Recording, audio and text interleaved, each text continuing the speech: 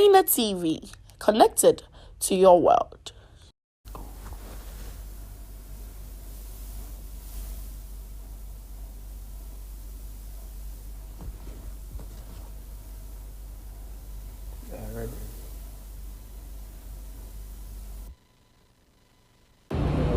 Take this honor and privilege bestowed on my mother's soul. Life. First, I thank Almighty God and the Ghanaian.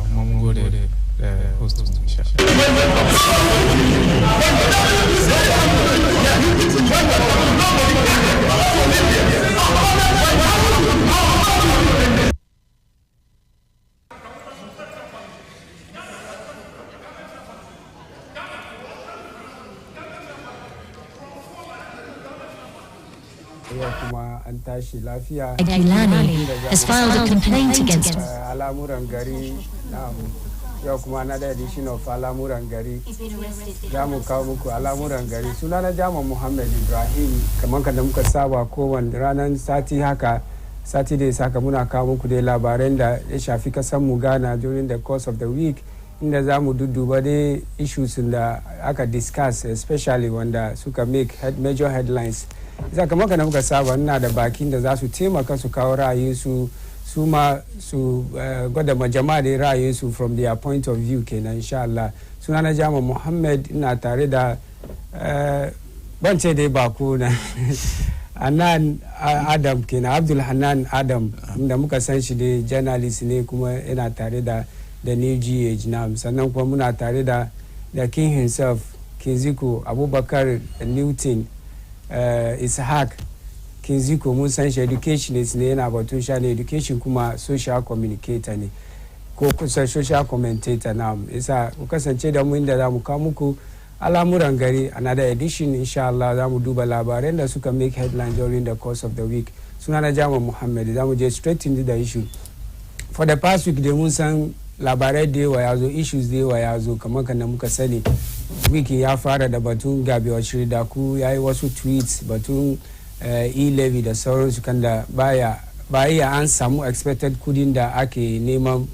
projected kudin da ake neman e-levy as is speaking yana gwada kamar kan da kudin ke zuwa nan baya meet wannan target as a then da ya tweet yana gwada an samu 600 million. Ana expect 600 million as at the time they tweeting. So far the only 10% of it ne 10 million ko aka samu 10% of it 60 million kenan yake gwada. Kuma labarai da yawa ya zo bayan wannan, wasu sun ce kamar is a precursor, yana psych mind mu ne to zuwa IMF da sauransu. Wasu dai sun project haka nan, kuma mun zo mun gan kamar gaskiya batun IMF kuma ya zo cikin issues da shi ma mun duba mu tattauna. Jiya muka gan communique ko press release day from the information ministry, su ma sun kawo batun president ya direct finance minister engage international monetary fund IMF kenan, inda za a duba ko Ghana ya koma IMF. Kuma yasa mun duba implications for Ghana zuwan IMF yana da kyau bai da kyau. Over the week da mun discuss wannan. Sa'annan kuma batun Muhammad Ibrahim Kakan da muka san ya rasu, an so a yi wani addu'a 1 year anniversary da waɗanda kuma suka demonstration nan suka je mutane biyun da suka rasu, an so a yi addu'a. Shi police ya hana wannan addu'an da za a yi a mark 1 year wannan mutuwan nan. Isa wannan kuma mun duba mu tattauna insha Allah. Sa'annan kuma mun san during the course of the week kuma an yi wani demonstration da ake kira Chrome Ayashi demonstration. Organizers Arise Ghana kenan suka yi wannan demo. Mun ga abubuwan da ya zo, the fallout of the demo da abubuwan da ya zo. Isa wannan kuma mun duba mu tattauna wannan issues batun demonstration dai da Arise Ghana suka yi har inda aka kai matasa rising. Isa zan gode muku Abdul Hanan Adam da Kinziko Abubakar Newton Ishaq da kuka kasance da mu nan ga Baina TV, ku zo kuma ku kawo ra'ayinku batun da issues sun ganda za mu discuss. First of all, da shan ce muku sannuku da zuwa. Sannu ka dai. Ai sunan shi guda, akwai wasu sunakin shi biyu ba ka kara shi ba, kila kaman ba ka san da zama ba ne. Okay. Akwai Kim Makanaki. Oh, okay. Makanaki ne na san footballer ne. Amma shi nashi Makanaki na. Ban san shi da nashi Makanaki na. Mun launch shi yau ke. Oh, okay. na san jiya da producer na ta kira ka ce ka mutumin da za a fahimta da shi ya ya tuwulga first sabo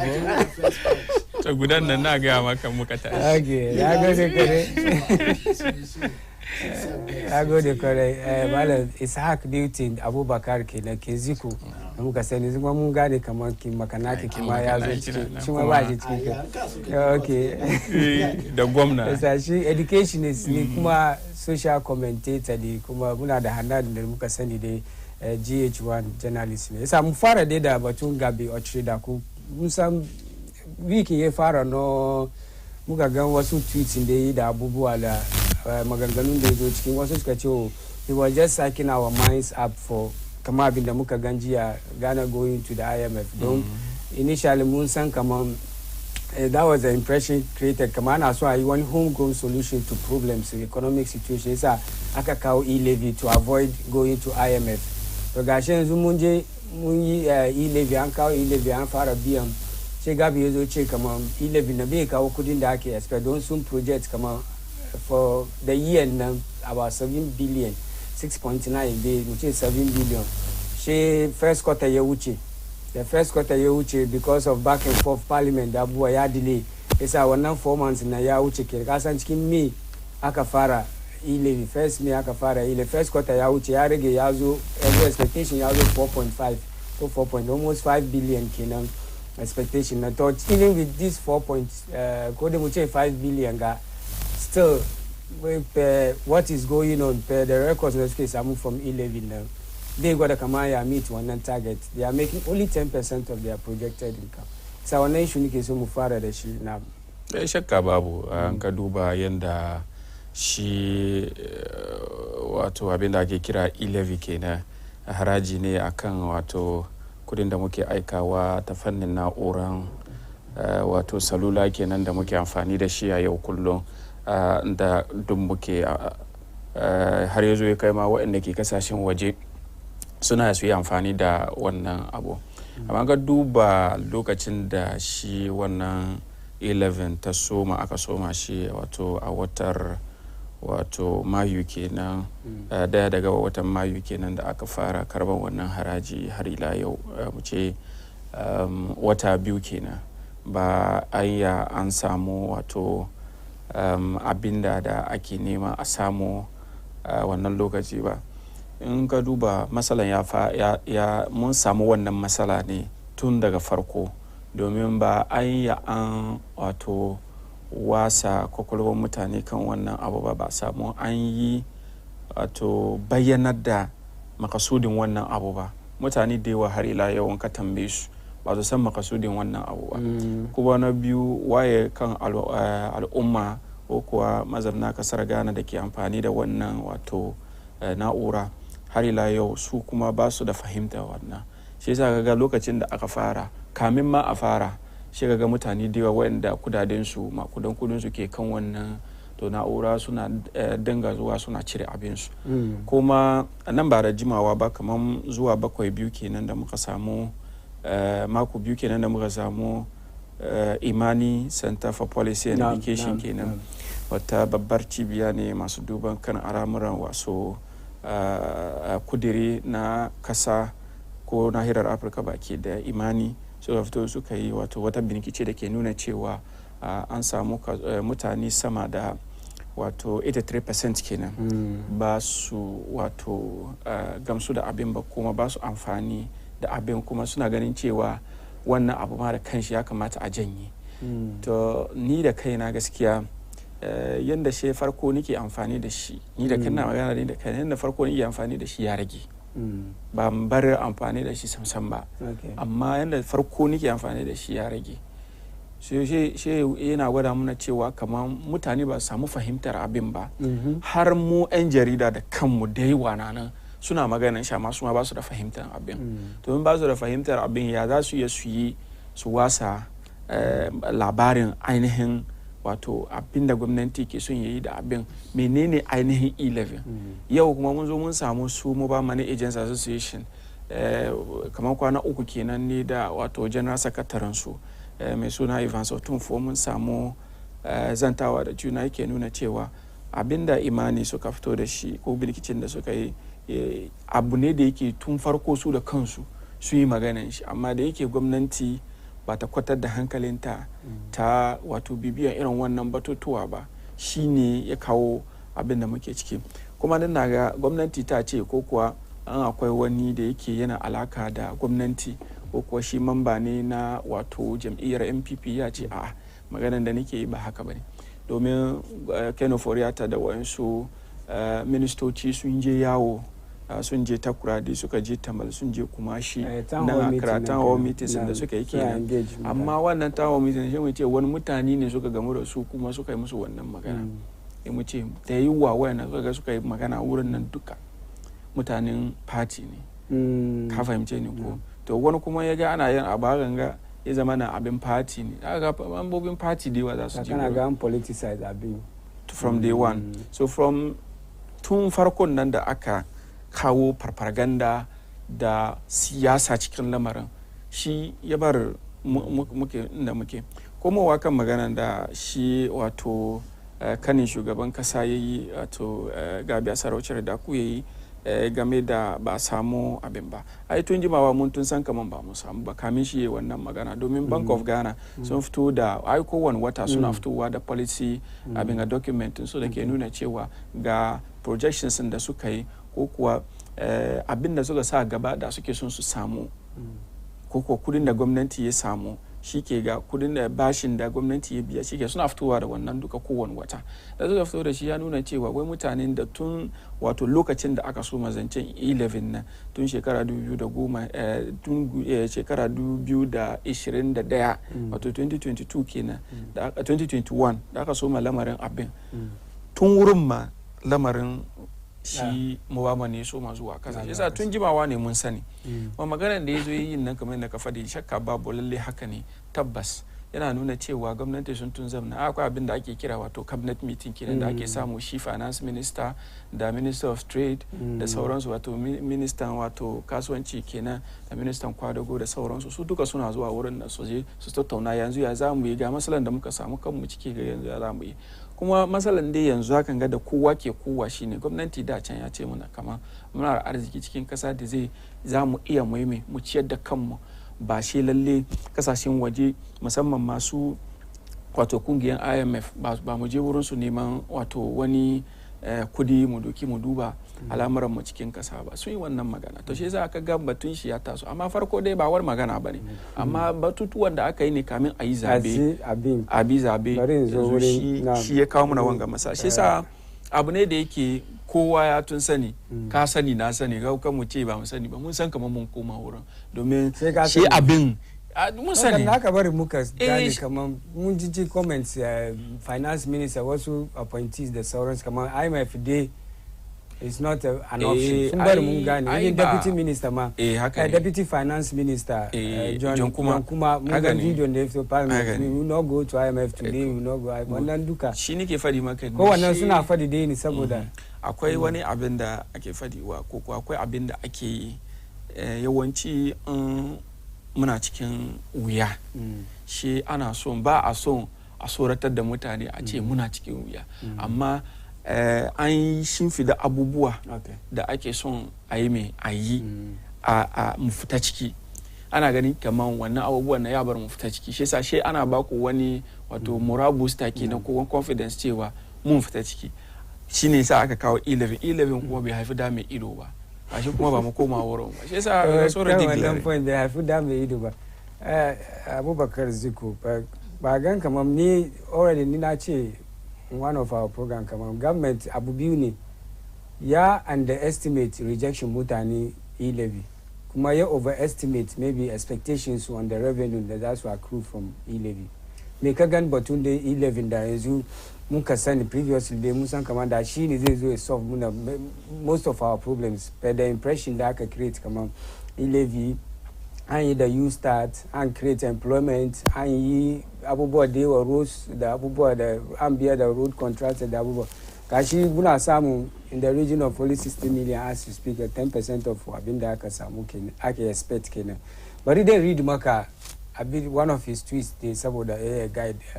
well, what options are open to government wanga na gantam da yake sack mind mutu IMF kin amma mun yi batu 11 na kuma mun zo mu yi batu IMF ina so be where the question should rather be what option if adopted will re-inject investor confidence in our economy even if we find the $3 to $5 billion required will that help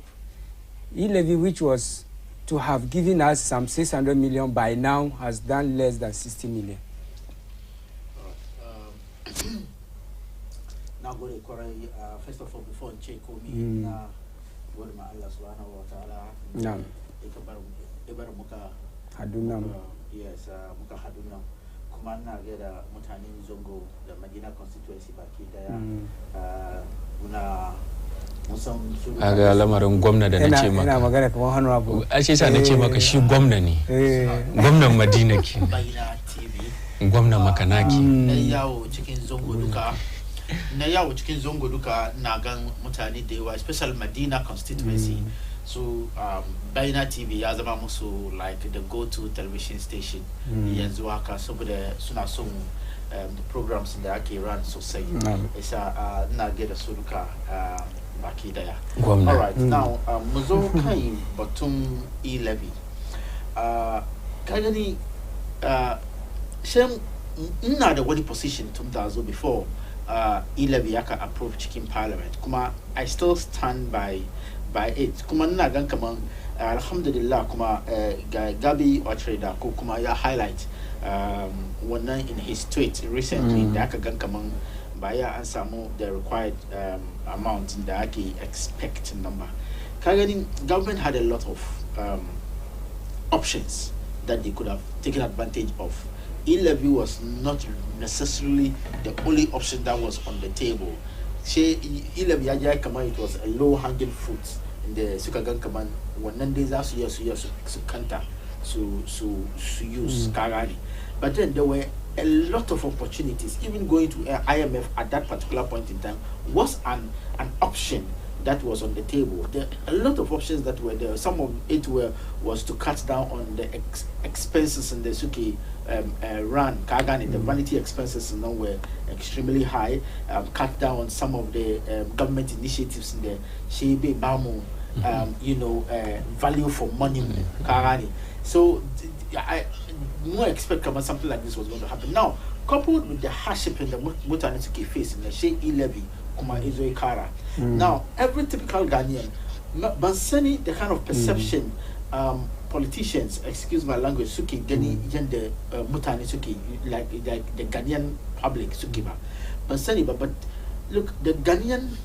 person is very discerning. Duba sooner pay more attention to what really happens in government and what really happens around them, and especially in Sungan Kamang. Yanka bakinka ba take kama na ba wani signal da na san ya zo duba halwa yau da muna kan Alamuran Gari inda muke kawo muku labaran da ya shafi kasan mu Ghana cikin jaridunmu da online kuma da sauransu za mu duba dai headlines da news da suka make headlines insha Allah muna duba mu tattauna yau muna so mu duba wasu issues batun e-levy ya zo during the course of the week Gabi Otreda ku yayi wasu tweets haka kuma batun kaka kuma ko dai a wato addu'an da za yi da polisai suka kiya shi ma ya samu shekara guda kenan da an so a yi addu'a amma wannan rasuwa shi ma police ya hana wannan addu'o'i da mutane biyun da suka je demonstration da su ma suka rasa life su isa duka dai muna duba mun kuma duba jiya mun gande press release in the fito from the Ministry of Information su ma suka government President Akufo-Addo yana direct finance minister mu kenan ya je engage IMF International Monetary Fund mun san da IMF da Ghana this is not the first time that mu je an je as we speak kamar mun je more than 16 times ma kenan. So this is not new amma saboda maganganun da aka yi abin da yasa yanzu ya zama issue ne 18 times to abin da yasa yanzu ya zama issue ne saboda position da government ya gwada priority e-levy da sauran su yi kamar ba zuwa IMF saboda e-levy ya solve wannan issue tanga kuma homegrown solution da aka yi nan tanga shine e-levy na shi kuma ni bai ya kawo irin kudin da ake neman a yi a samu bai sa za koma back to IMF yanzu question nan ne wani irin condition ko wani irin engagement ko wani irin negotiation government za shi yi abin da zai yi bai zo kawo masuwa kuma mun san IMF da ba su dai ba mu kudi haka sun zo su ba mu conditions ku yi haka ku yi haka ka ku yi haka ka ku yi haka shi yanzu Ghanaians ke kuka ya za yi sun wasu ma suna duba free HSS na san mu zo mu duba wannan shi yasa ziko kaga continue da submission ka dai ka bi mu kai wurin nan. So ina ga kamar yadda nake faɗi the excessive spending of government. Yes, warangaduka there are these are some of the things in the government do by kakat on. So there were a lot of options on the table. E-levy wasn't one of the best. If you ask me. Yes. So Zua wouldn't know come up. The communication of E-levy, the advocacy structure, or should I say the campaign strategy they used to let people know what E-levy was going to be used for was not really done in the right way. But so engage mutane, so you magana from region to region, town hall meeting. Yes, come on, the Dawana a highlight, Dawana Hanana a highlight. Yes, Anje regions to regions. But the question is, Suwa aka engage? Kagani, Suwa suka town hall meetings. Kagani, yes, on when the authority were not mutane suke the shin the sumas that suggest to disseminate what information to the people on the ground. Yeah, back maki kamamba. What the suka zo wouldn't have got nothing to do with business. Has got can't understand. So these were some of the factors in the IFI Aduba because there's a communicate between E-levy. Yafi are making it to the extent that every individual citizen or every consumer of mobile money will actually understand and then know kamamba in the kudin nanzashi gabin the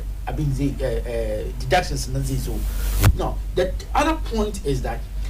at the point in the Ake roll out E-levy now,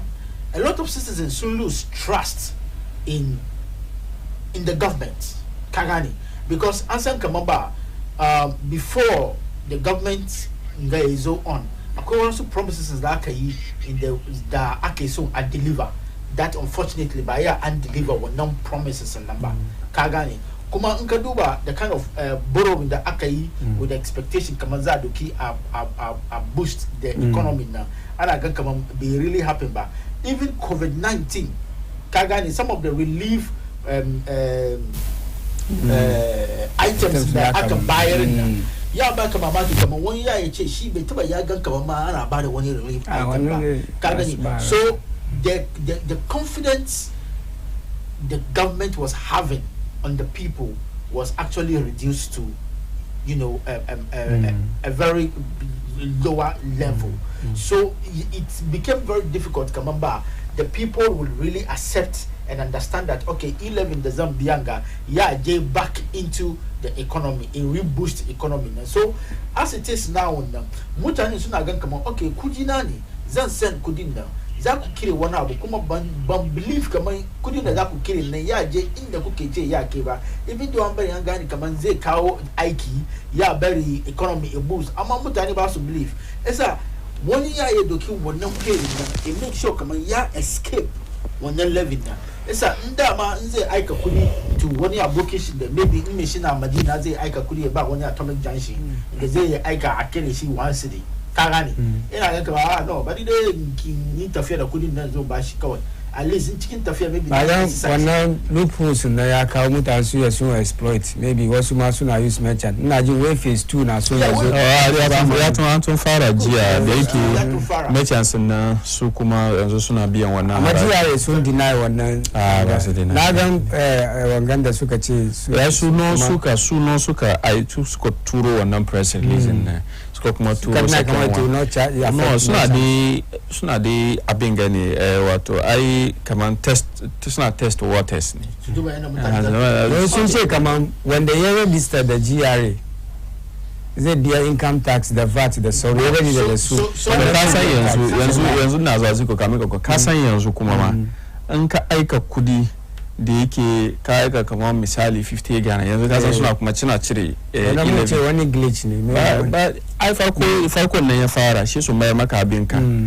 yanzu kuma ya kuma so ma jiya ka ga mutane na ya na gani yasa su kuma so masu masalan kenan amidst all these challenges, it is ideal come couldn't so number to meet. It's a miscalculation. You see, so it's a miscalculated approach. It was seriously not a very good option that was available for government to use to generate resources or mobilize resources. And I think government was not also ready for that particular intervention because they were a lot One of intervention. the E11 because even Uncle Mutaniba, because even when you look at the communications that were coming out,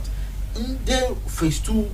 rolling out, roll out because Naga won't communicate from GRA and Warren those that have been exempted and Naka deduct and so make claims that within 48 hours it's going to be sent back to them. And they really that is what is happening currently. Then Nache come back, then Aima the whole populace career to an extent because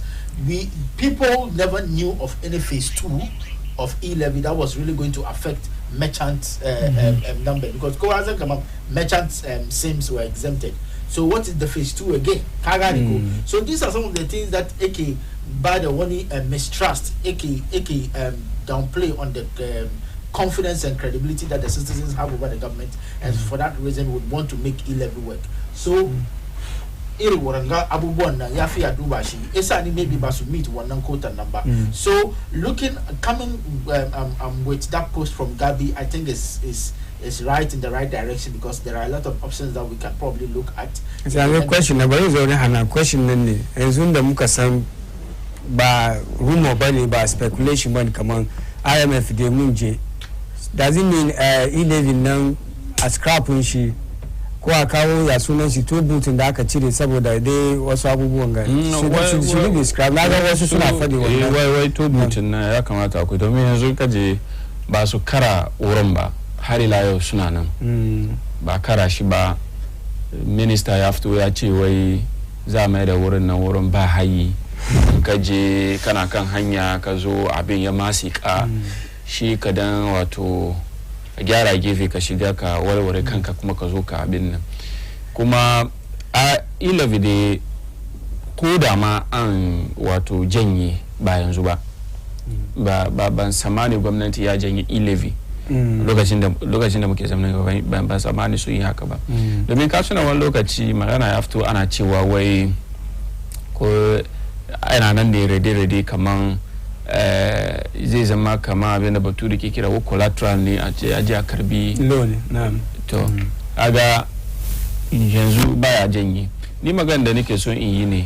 zuwa IMF nan ni ba wani masala bane don yanzu haka ga ba mu kawai ne muka je IMF ba akwai wato kasashe da dama tun shekara 1963 kenan Algeria sun je wurin na wannan shekara muna je Sri Lanka ma su ma sun je Mali sun je Mali hakan ga sun je Uganda sun je shi sa abu ne da yake ana zuwa yau da kullum amma matsalar shine mun ka je suka taimake mu ko suka ba mu wannan kudin ko suka ba mu wannan relief me muke yi da shi ina ga ya kamata kaga gaskiya kuwa abu guda ne kaga gwamnati ya fito da kudiri da yawa da yake da zai iya bare mu kiyaye irin wanga abubuwa ko E-levy gama da ba mu cewa za mu kawo shi domin ka duba shi kudiri da na noma da kuma albarkatu wato planting for food and jobs kenan inda mun mai da hankali sosai kai da har ila yau da ba mu shigowa da wato abinci har ila yau domin ka duba har ila yau ma mu duba ainihin yanda Burkina Faso yake da ainihin ranar da ake wurin amma har ila yau suke taimaka mana da tamantare da sauransu kuma ko kuwa kun ka duba kuma gwamnati ya fito da wani kudiri kuma da yake kira wearing for food and abin ake nan dabbobi kenan da za a yi ne za ta wato abin gansu wannan kuma ya zo ya zama matsala har ila yau Burkina ma muke zuwa raguna da yawa Burkina har ila yau muke zuwa muke kawowa amma ka duba wato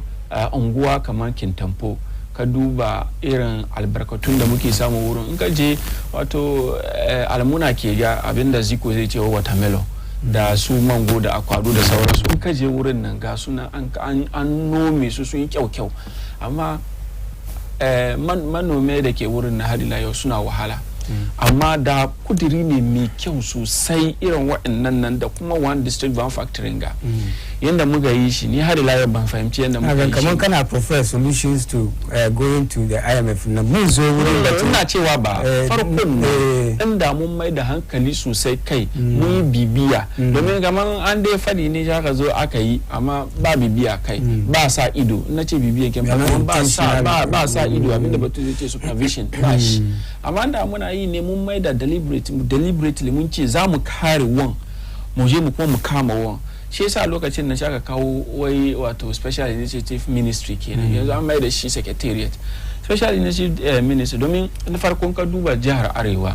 ka duba ana hadari ne cikin wato abin nan shekara ana yin hadari ne so guda kaba kamar nan gaba ne ana yi farin shekaran da kuma karshen shekara amma can dai so guda ake ya kare sai za ka zo za yi one village one dam na suke ka gane ko wannan nan shi sa nake cewa da an mai da ido kai sosai yau da za a yi noma ne ba a cewa saboda ba ruwa ba noma ka fahimce ni amma yau ba shi da su yi sun kare shi ga gansu yaran matan na suna madinan ga gansu sun zo suna aikin fawo fa suna akara suna fawo fa domin mishin nan yana ga kamar yayi noma ya kare ya zo ya sayar shi saura na san yan jarida da dama da har ila yau suna cikin kiwon dabbobi domin gwamnati ya kawo wannan kudirin nan na rearing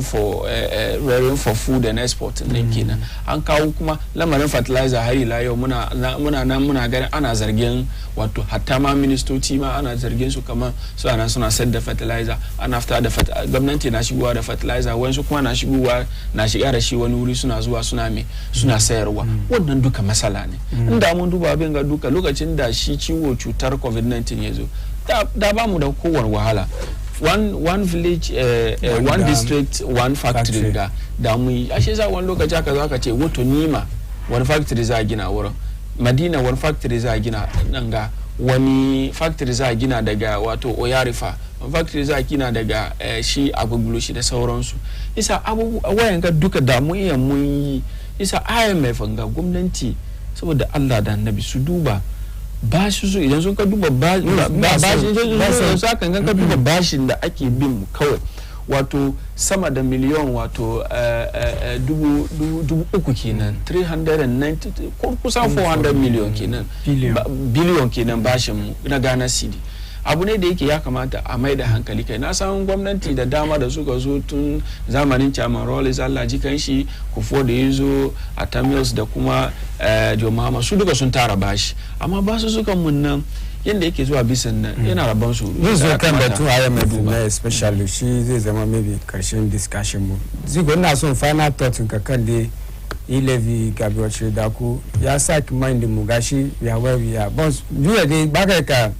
disconnect bill kai batu Ilevy kai IMF amma issues nan dai biyu ne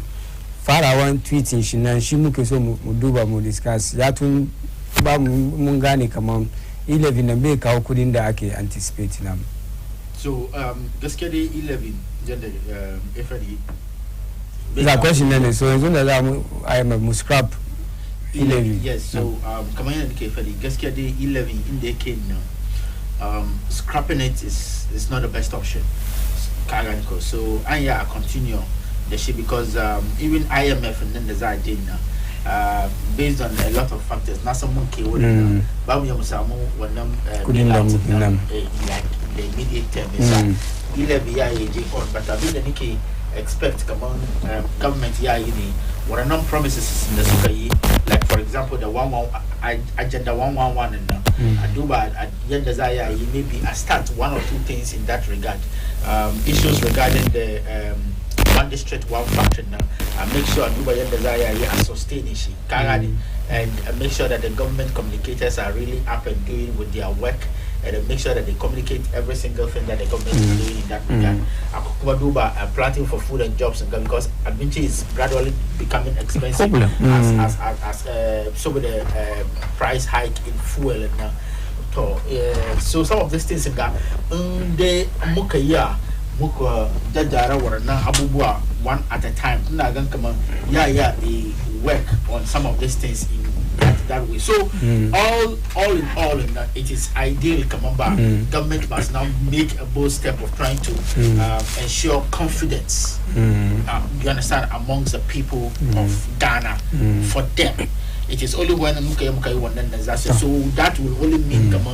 whatever we are implementing now is supposed to be. Come on, another thing, the government should take some bold steps. Some serious bold steps to make sure what also interventions in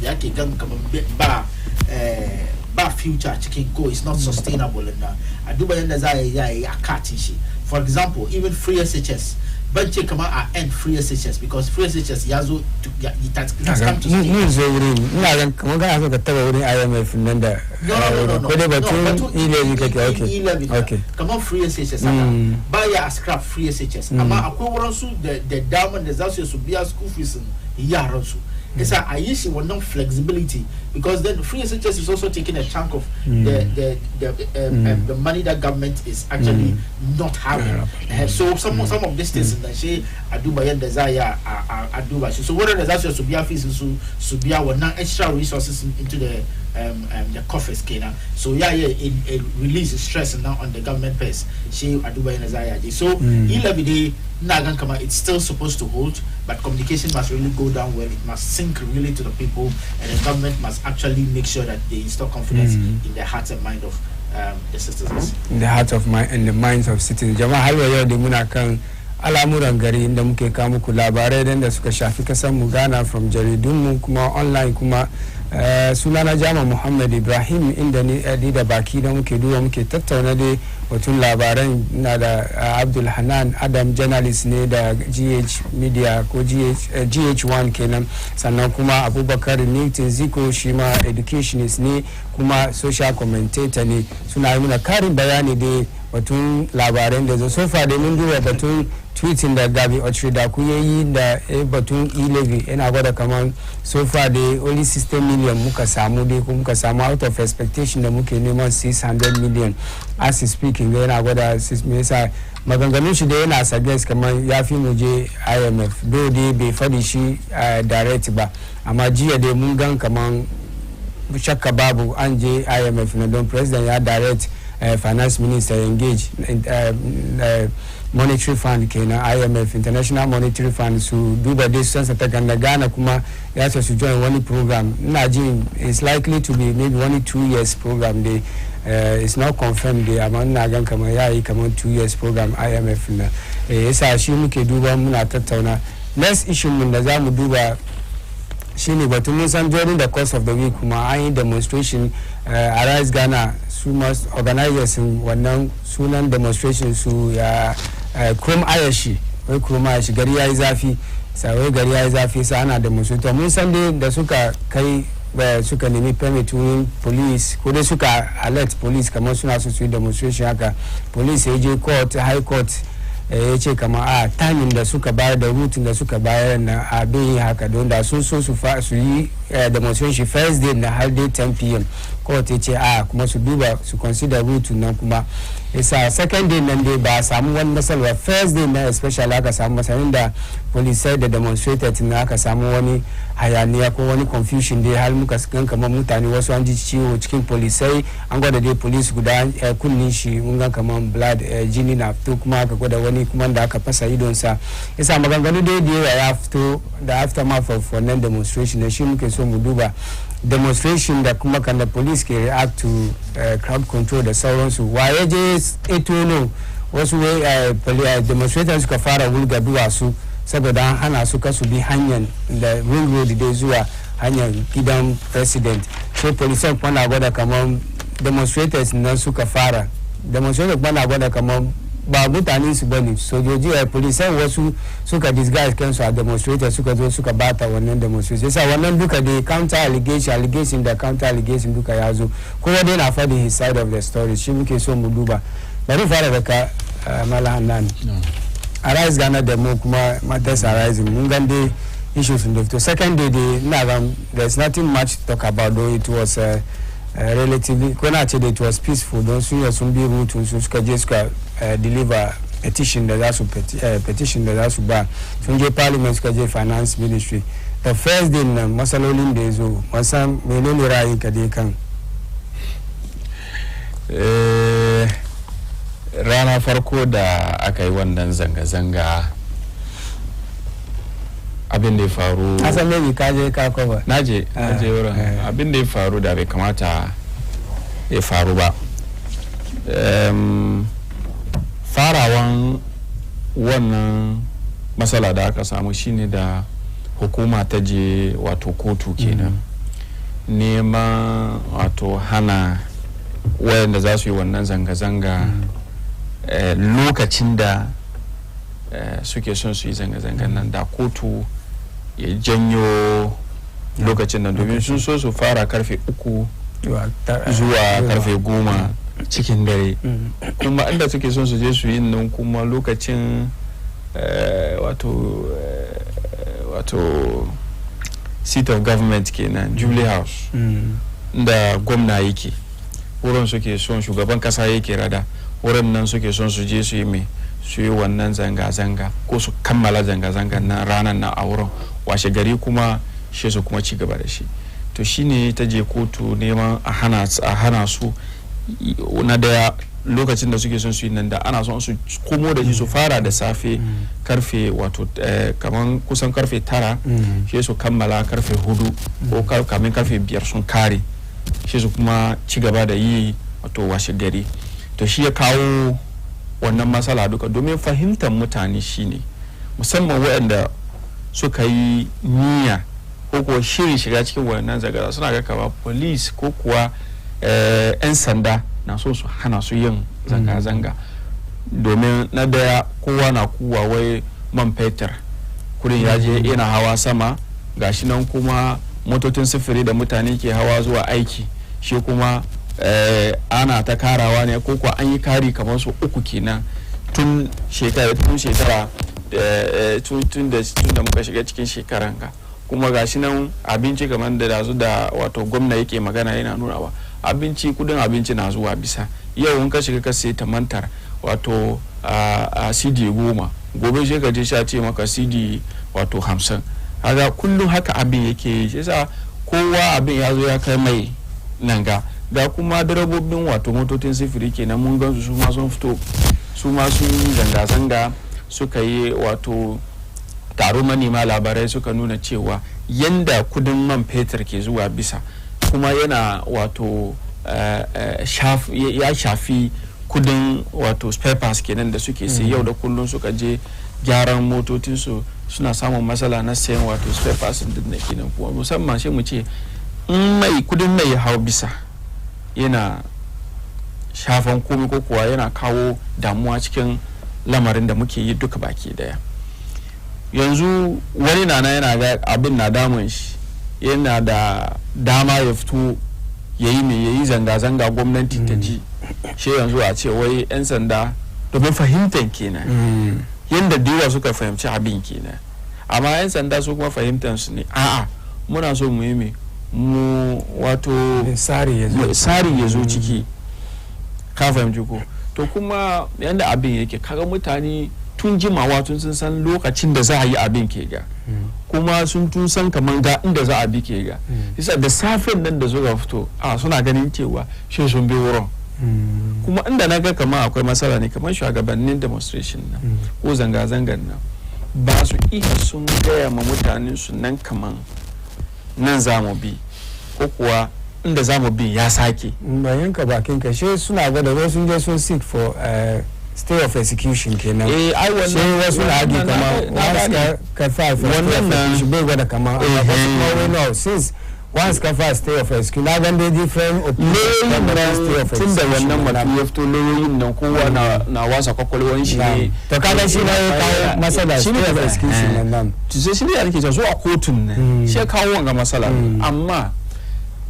an je kotun an ce ka ku bi kaza ka ku bi kaza ko ba haka nan ba shi mu ma mu yi me in aka ce ma za ka yi zanga-zanga aka ce to za ka na son ka bi ya sunan shi hanyar kasuwar madina ka je ka kammala gidan sarki na madina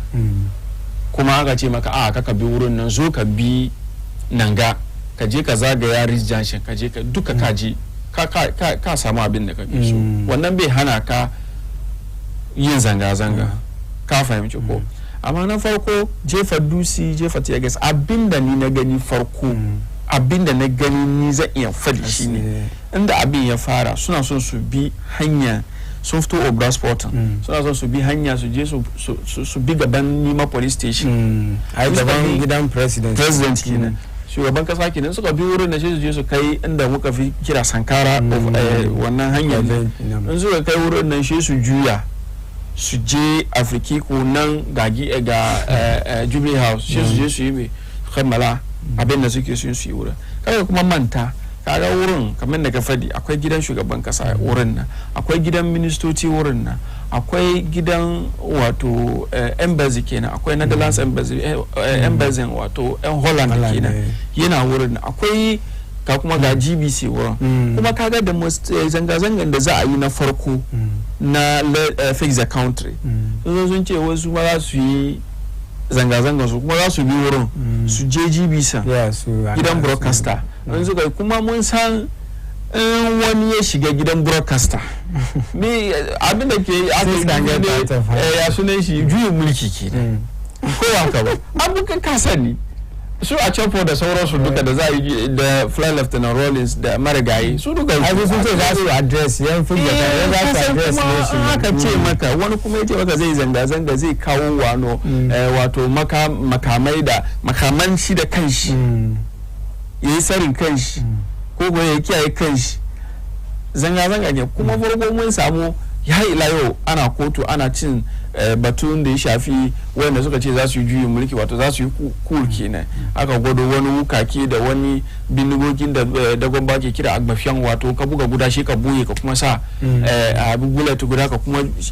mun ga wannan duka aka yi dariya da shi shi yasa polisan nan sun yi nuni da wannan abu aka bar suka biyo ba san abin da zai faru ba kuma an kawo mutane kamar biyu suna duke da bindigogi cikin wannan zanga-zanga ranar Thursday na san second day na Joshua Kamba second day an kuma samu wani daga Elwak Joshua Kamba na san second day na police shi ranar farko kenan shi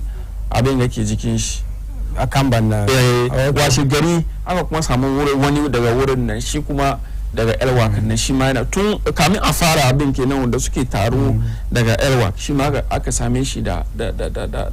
makamin ka gani ko shi yasa a farin abin ne da suka ce suna son su bi wurin nan polisan suka ce ba mu ba ku bi wurin suka kawo motocin nasu suka tare su da kansu kuma da suka shirya kansu yayi kyau ba wanda ya sammani kamar za a ya samu irin wannan abu ya faru amma me da yake su ma suna zuwa polisan sun tare wurin suna zuwa wato shine wani wato dan sanda kenan abin da muka gani kenan mu yan jarida ya cire tear gas zai jefa wato cire wannan shi kwabce ya fadi ka gani ko da ya kwabce ya fadi nan shi ko ya hankali ne shi cikin yan sandan nan wani ya shuru abin ya je cikin su ko shi ma doki ne ya jefa ya an kai wannan diba masa amma mun san kama an jefa abin ya kai wurin yan zanga-zanga yake nan shi cikin wani yan zanga-zangan nan wato ya gwada mazantaka ya gudu ya zo ya doki abin shi ya jefa musu ya wulga ya kuma da ya mayar da abin nan cikin to inda ya kawo masallan duka kenan aka soma bugun mutane ana zuba ruwan zafi a suma suka soma jefa duwatsu to kuma wayanda ke jefa duwatsu na soma jefa shi ne wayanda ke bisa overhead din nan su suka soma jefa duwatsu kan polisan inda polisan suke ana jefe-jefe to duwatsun kuma in ya fado wayanda ke kasashe su ma su doki su ma suna jefawa to inda ya kawo mana yanzu yan polisai na gaya mana kamar wai mutane 10 farko shi mutane 12 ne suka ji ciwo suke kwance police hospital yanzu kuma 3 sun zo sun karo ai ma biyu aiki kuma wayanda kuma suka yi zanga-zangar nan an kama mutane 19 kenan na ji an ba an saki kamar 29 ai sai an kama su sun zo sun kai kamar 30 kenan da sauransu yanzu an sake wayansu shi yasa shi mu koma mu duba yanda 'yan sanda suke tafiyatar da al'amuransu shi ke kawo wanga masaloli duka gaskiya mun san mu mutane mu da kanmu muna da matsala amma su ma yanda suke sun bar mutane sun zo sun gane kama instead of kamar a turanci da ake cewa the police is your friend yanzu sun bari mutane na ganin kamar the police is my enemy ka gani ko sun bar mutane sun zo ga police bi da gaskiya shi yasa wani abu kadan ya sunan shi mutane unguwa suka ga 'yan sanda shi suna fushi. to me ya ka ce leaders in garaji Bernard Moda da wani da ke ce kamar su da kansu ba su ba mutanen su suka ruga wasu sai suka sa riga suka zo wani ba gaskiya ba ne ba yadda da wani magana shi bai taka kara ya karya ba ban yadda da wannan magana ba domin mun ga muna wurin ni kwana biyun nan gaskiya ban jima wurin ba don da suke abin gannan shi akwai kuma abu na faruwa daga kasan ana registration NIA daga Elwa shi akwai matsala wurin kuma to shi ne hankali na domin da nisa da wurin wani taka nan da nan ne shi ne da second day nan kenan da ake wannan abu kuma mutane sun zo za su yi gana kadin su kuma lokacin nan an ce last day kenan da za a yi gana card a doki mai a register na bank da sauransu yanzu mutane sun zo sun cika NIA ba su zo aiki ba saboda zanga-zangan da ake yi shi mai wurin nan ya zo kuma kawo wani cinkoso wurin da yake mu kuma manema labarai ne muna neman da labari yake shi na je wurin daga wurin nan shi na kuma office ban kuma taka wurin ba shi dai inda suka je wato gidan majalisar dokoki kenan da suka je Ministry of Finance sannan suka zo majalisar dokoki shi yasa su da kansu shugabannin demonstration suna da matsala su ma sun nuni cewa kamar su ma su yi ma 'yan sandan nan ne fito na fito kuma 'yan sanda ba kamar komai ba ma ya ka kare balle kamar ma ka mai wani abu balle ma ya ga kamar ka jefi dan uwan shi dusi ya ji ciwo kuma gaskiya sun ji ciwo farko shi an mai wasa ake yi kamar ba su ji ciwo ba shi da aka gaza suna kwanti hatta ma mata na ciki haka ne ko amma duk 'yan shugabannin zanga-zangan suna da nasu biliman da za mu ba su 'yan sanda su ne ya kamata su karbi musamman biliman amma karshen zanga-zangan dubai yadda suka yi abin ya yi kyau ni na yabe su domin ina nan lokacin da za a fara suka kira su suka zo suna musu magana mu da ku ba fada tsakaninmu mu ga aikin da muka zo muku ke ga in kuka bi kan ka'idodin da muka aime muka baku da kuma shi wato dokan nan na Public Order Act an muka bi kai mu dukan mu kare kowa ya zaman lafiya ba mu samu kowane matsala ba da aka yi haka nan shege shakan ba shi kuma yake musu kamar haka muke so mu da ku ba abin gaba ne nan ji dadi shi ai da aro shi da day before wani abu haka ya agree ma sannan shi da shi kuma wanga sami jefe doki megaphone yayi announcement yace duba yau ba mu so mu samu kowane matsala da 'yan sanda 'yan sandan nan abokananmu ne saboda mu suke nan su ma suna nan ne saboda mu shi sa ku bar mu da su mu yi haɗin kai mu yi abin da yadda kamar da haka ya kare na aka samu fada bari zai wurin kinziko kenan wani abin ra'ayinka da batu especially first day mun san second day da ba amma dai mu duba da ya je wurin shi ya ka san gwamna ba ka je ka gudu ba ka zama kan tv kana fadi haka gwamna ka je ka gudu ni na ga gwamna na da bidiyon gwamna ka gudu fa ne gwamna ya zanga ya da ka tashi ba gwamna ya biyo ta nima ne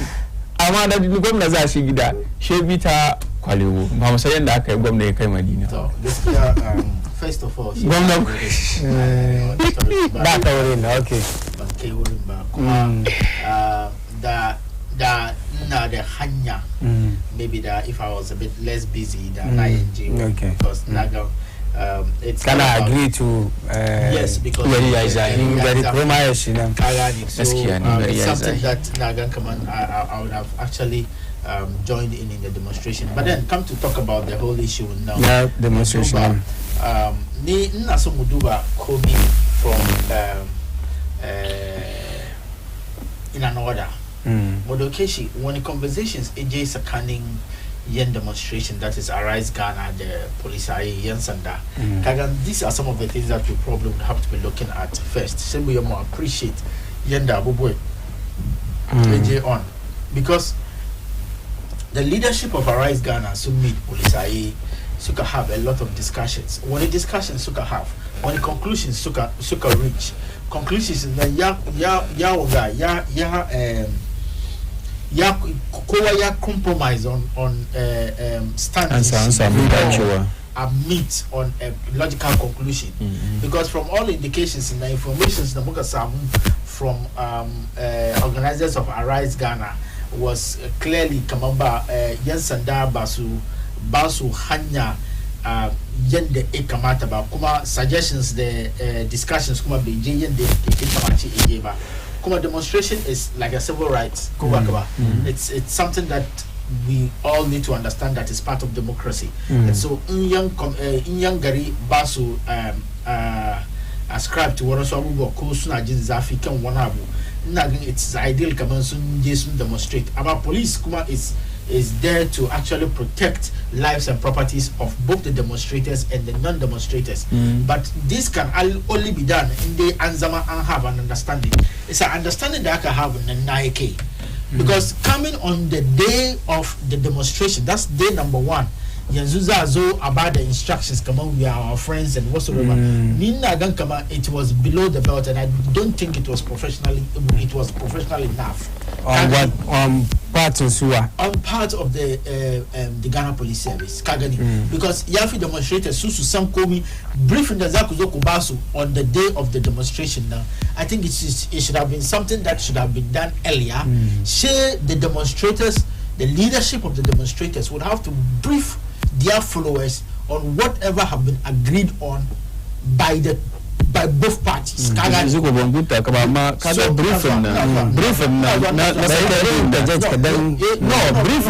necessary. The Safin, the Safin. When ran larban na wace gari ne inda shi suke zuwa wurin nan da kana wurin nan ne da ba ce was briefing that was not necessary.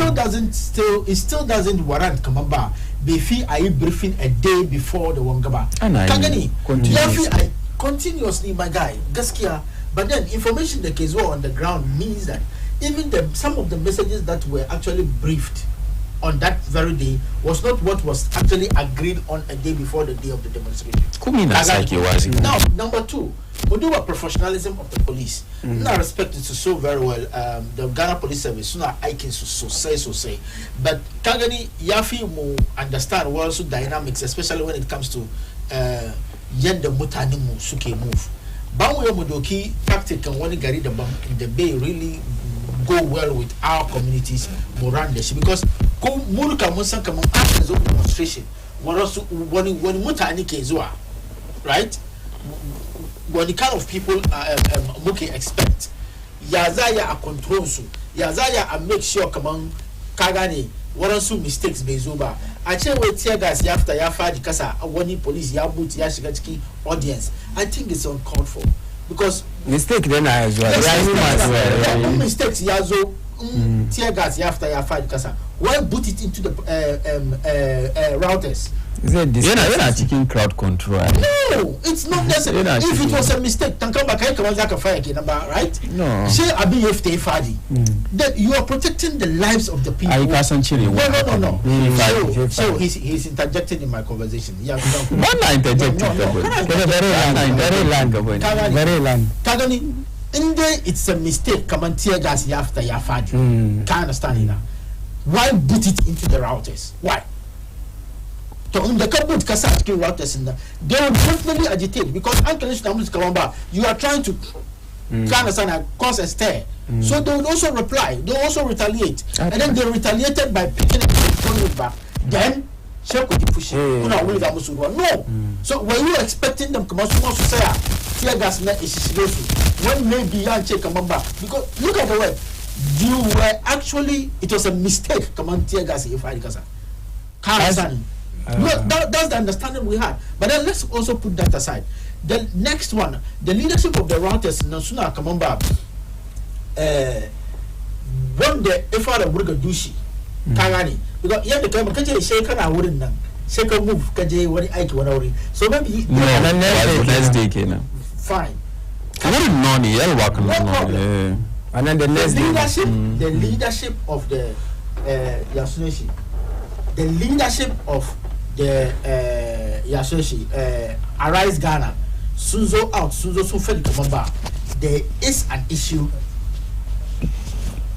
There is an issue with the one who started throwing the stones, and it is alleged Kamamba one day was actually a police officer who was actually in a house at our Arise Ghana issue like leaders in Arise Ghana police ya the bank on a statement by as at now. Police suka ce kama wasu suka suma me jefa musu duwatsu ka fahimci ko sun ce it is two opposite statements. Go on the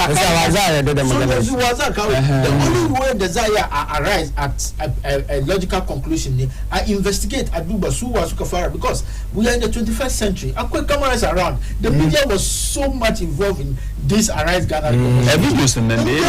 Investigations to say we're supposed to have arrived at a logical conclusion. Come on, when they start yes, because then Shemugani come on, is it Arise Ghana demonstrators suka mistake police officers and then I can infiltrate into the routers now because Mugani because going forward inform Yasuneshi future activities in the King for as far as some of these things are concerned. And so I feel that the police should be a bit proactive in their activities, especially when it comes to issues with demonstration. Negotiations so make sure it also goes well. I'm not saying they should accept whatever routers are saying hook, line and sinker, but then Yafi Sumo to understand routers and then they want to also achieve a particular aim. And so whatever suggestion the police is bringing should help both parties to achieve their aim in a way that life and properties are not going to be lost. Sure. These are ana zanga-zanga akwai abin da suke kira wai crowd control mechanism ka gane ko wurga tear gas nan duka yana ciki yana zuwa ya kai wani ba ce kowane lokaci ya kamata ka yi mai ka jefa ba mu dukan mu ba mu yadda da yanda yan sandan nan suka tafiyar da al'amura ba amma kaga Obra Sport kamin a soma abubuwa da yawa na nan da zanga-zanga suka yi da yake nuni cewa su da kansu nan kamar da nake fadi wannan su zo da wani niyya ne kaga akwai wani video yana yawo wani ya zo yan sanda suna sai kana waka kana bugun waka shi ka zo haka ma ka ga wani meshin ne yana taba police yana abin ga cikin fuskan meshi me kake so ka gwada wannan ina zuwa wannan nan da meshi yayin nan da meshin nan yayin nan da meshin ka gani wannan nan wani na nan ina zuwa akwai yana nan akai da kake yin na bai tanka ka ba bai tanka shi ba bai bata wani abu ba ka gane ko har yan video da police zuwa zai mare shi kin na zuwa kan wannan gudan shi sai ya mare shi sai mare an kama shi ne ana kiran su wai Rastafarians shi ma ya join Rastafarians ma suna ciki shi aka hankofin shi bai zo mare shi bai sa police mare da ya mare shi akwai wani mutane da ke suka zo ya sunan shi Baba Sadiq da wasu da suka zo suka abin ga ciki suka fabi mishi ko haka ba abin da ke so ziko abin da ana da sa police nan zai zo mare shi wannan is one of the yasa shi wanda ke waka ne yasa shi wanda yayi asa abin da yake bugun nan zai zo yana bin police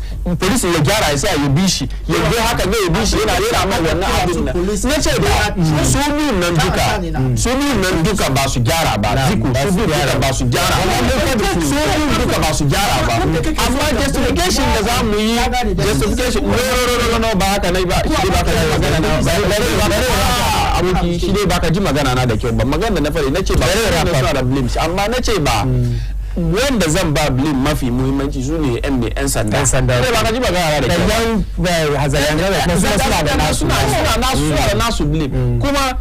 conducting ka je akwai abin rubutun da kowa ke riga je ka rika ko inda kowa ke bi shi ka je ka bi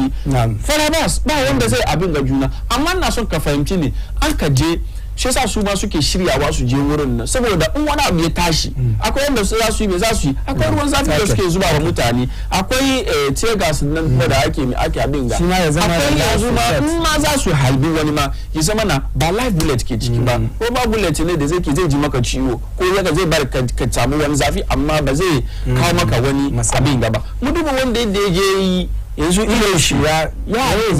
taba ganin wannan let my vote come sunan shi 2015 da muka je subhanallahi ba don al'umma na dogayen kafa ba da ba kyau kada irin wanga abubuwa ranar nan ba wani lamarin kai dan jarida ne ko kai me zanga yana kowa na nafsi ne kuma aka same ka zaka ji ciwo ne ka fahimci ko shi ziko magana nan dai ne kowa magana nan dai ne kowa ya addu'a kuma ina so a matsayin ka ce responsibility da ya jefa Islam ina so ya fahimci ba ana cewa wasu kasu akwai crowd shi sai nake son ka fahimci akwai crowd control kuma akwai da tear gas yana ciki aka jefa maka tear gas gudu ya kamata ka yi listen aka jefa maka tear gas ka gyara amma ne ka ce kamar wai aka jefa tear gas da kake so ka gwada ma demonstrator su ma suna so su rebe aka jefa maka tear gas ka gyara da sai ba gyara ka sai makanaki ka gani kake haka ne listen ka ga ko makanaki ji ba ina so kuma ya faka wani magana kenan to ni sannan ina so ka fahimci ne na blame su nace suke da blame makanaki ji no bai fahimci da kyau bai fahimci da kyau to ne ya magana da zai yi to Allah fahimci magana da nake cewa ne ba mu ce ba wanda bai da inci ya fita yi zanga-zanga ba amma in ka je yin zanga-zanga kaga ana jefa tear gas don Allah don annabi gyara ka saya kai ruwa ma wani abu ne kawai amma kake kace kamar police bai da hanya ki jefa tear gas nan yana ana nuna maka ne yanzu danja kenan gyara ka saya ko ka gudu ka koma baya kaga ina so police ba su da hinci su yi me ka saka nan dai ka encourage mutane su ce aka jefa musu tear gas shi su ma su kai haka nan makana okay 30 seconds ka wrap up yan kurmaje next now okay ni na fadi ban ce kaman wulga tear gas is wrong by especially within crowd control mechanisms ban ce okay first point in the police now aka ce tear gas now fell out of mistake it accidentally fell down and guda kuma kick esa cikin yan mutane sai ni nike ce kaman ba in dai tear gas ya fita hannun shi ya fadi mistakenly kaga mistakenly me yasa zai kick esa cikin mutane that was the intended purpose ka jefa wurin ma me yasa za ka kick ka sa cikin mutane intended purpose ne jefa intended purpose jefa da shehu intended purpose is to jefa da she ka jefa musu kana expect kamar su gudu ko ba ka ba she su ma suka doki tear gas ne ka wulga musu suka wulga maka ka gani she ka ji fushi she ka je on what hot water da kayan shi duka a ruwan zafi na ciki makanaki trained I respect police so very much because especially Ghana police they are one of the best we can actually find in Africa. It's I respect them so much. It's an kana ultimate responsibility now. Kagani wala su guda ni ndoki messages ngawa. Now shamu duwa shi da ke okay. Now kaman 30 seconds nan bai ke ba. My point is makanaki. Okay, Naji. Ya bari. Alama Allah ya muna ka Alamuran Gary shi he's been fair to you kaka zarge shi kaman indirect muna ka Alamuran Gary inda muke kawo dai labaran da ya shafi ga yanzu haka dai shi muna duban batun demonstration na Arise Ghana batun dai zanga-zangan da yazo first day da suka yi demonstration nan second day da mun ji yayi peaceful ba yasa wani dai difference of opinion ya zo tsakanin guest mu wannan dai is expected yasa is normal yasa yanzu dai bari duba messages da yazo from Facebook kuma ku ya ku kawo ra'ayinku dai through WhatsApp messages da kuma Facebook muna stream live kan Facebook Baina TV kan Facebook kun ya kuje ku kawo messages kun ji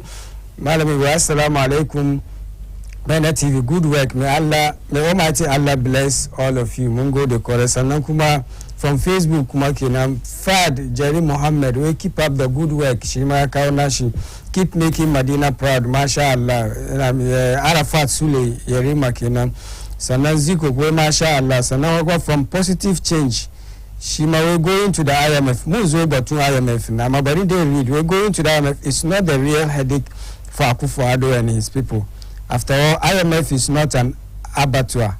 that kills. The issue is how the world is going to uncover. Okay, now I'll read you several messages in Kabungo. They call a positive change. Madina. Esa alwa da muna kan Alamuran Gary da muke duba labaran da ya shafi kasar mu Ghana during da makon ganda ya wuce mun duba dai batun Gabi Ochirda ko batun e-levy muka duba yanzu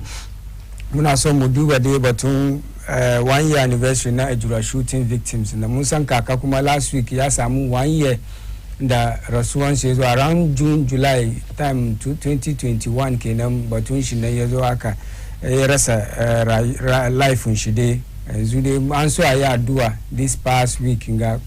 she police wey ya seek interlocutory injunction against wannan plan 1 year anniversary ko addu'an da za a yi ne shi muke so mu duba me yasa police yayi haka me ya kawo halaka mun ji batun Oliver kuma ya zo cikin yana son ya zo wuri kamar shine lawyer da sauran na ga maybe because of him ko police na anticipate kamar maybe aka zo a yi wannan addu'a ya kawo wani zanga-zanga yasa maybe suka put wannan injunction kan dai yasa mu duba dai batun court injunction nan dai na 1 year on after kaka ya rasu mun san dai investigation da an ce mahalwa yau dai ana cikin kuma victims biyu nan kuma mun san an compensate su wanda suka je demonstration guda hudu batun demonstration su ma mun je an compensate family during the week ma mun engage reporter mu from Kumasi Alhaji Malaminu kenan ya je ya engage family mun ga matan ma ta zo cikin video tana gwada police ma bai engage ta ba zuwa ma a zo a gaida ta kuwa fadi mata wani abu dai concerning the investigation da some matters ya gwada muna ma makabira the issues dai da yawa mu duba dai batun injunction ga is it justified nam kaga inda polisan nan muke samun babban matsala da su kenan kaga wasalolin da muke fuskanta da yawa musamman ma abin da ya shafi oda a cikin kasan nan suna ciki domin ku hana su kar su yi addu'a ko zaman shekara mutuwan kaka ko kasan kisan gilla da aka mai ni ban gane har da kai so anticipate suna ga abin ga yayi kasa yayi tono da feelings da emotions da abubuwan mutane su ya ba da su intelligence ai sai sa abin suke kira intelligence zo ku doki abubuwan intelligence sai ba su wannan suka seek ba abin da zai faru ni gaskiya ni ba Allah bane ko ba ni wurin nan amma ba abin da zai faru okay addu'a za yi wa zai kawo makami wurin nan to kaga lokacin da suka ce za su yi wannan abin nan lokacin nan hukuma ya kamata ya yi me ya kai jiki wurin nan shi ma ya sa ma jiki ciki in ma ka ma pick wani intelligence kenan ko haka ba an ya zamna da iyalin ko ba haka ba a kira limamin garin sarakunan gari a zamna da su a ce to mu samu labari ga abin da za ku yi ke ya za ku ya mu taimaka ko ba ganin ba ko ma yanda yake jama ina fushi da kai ko ba ka ba yau ba mu magana shi ina na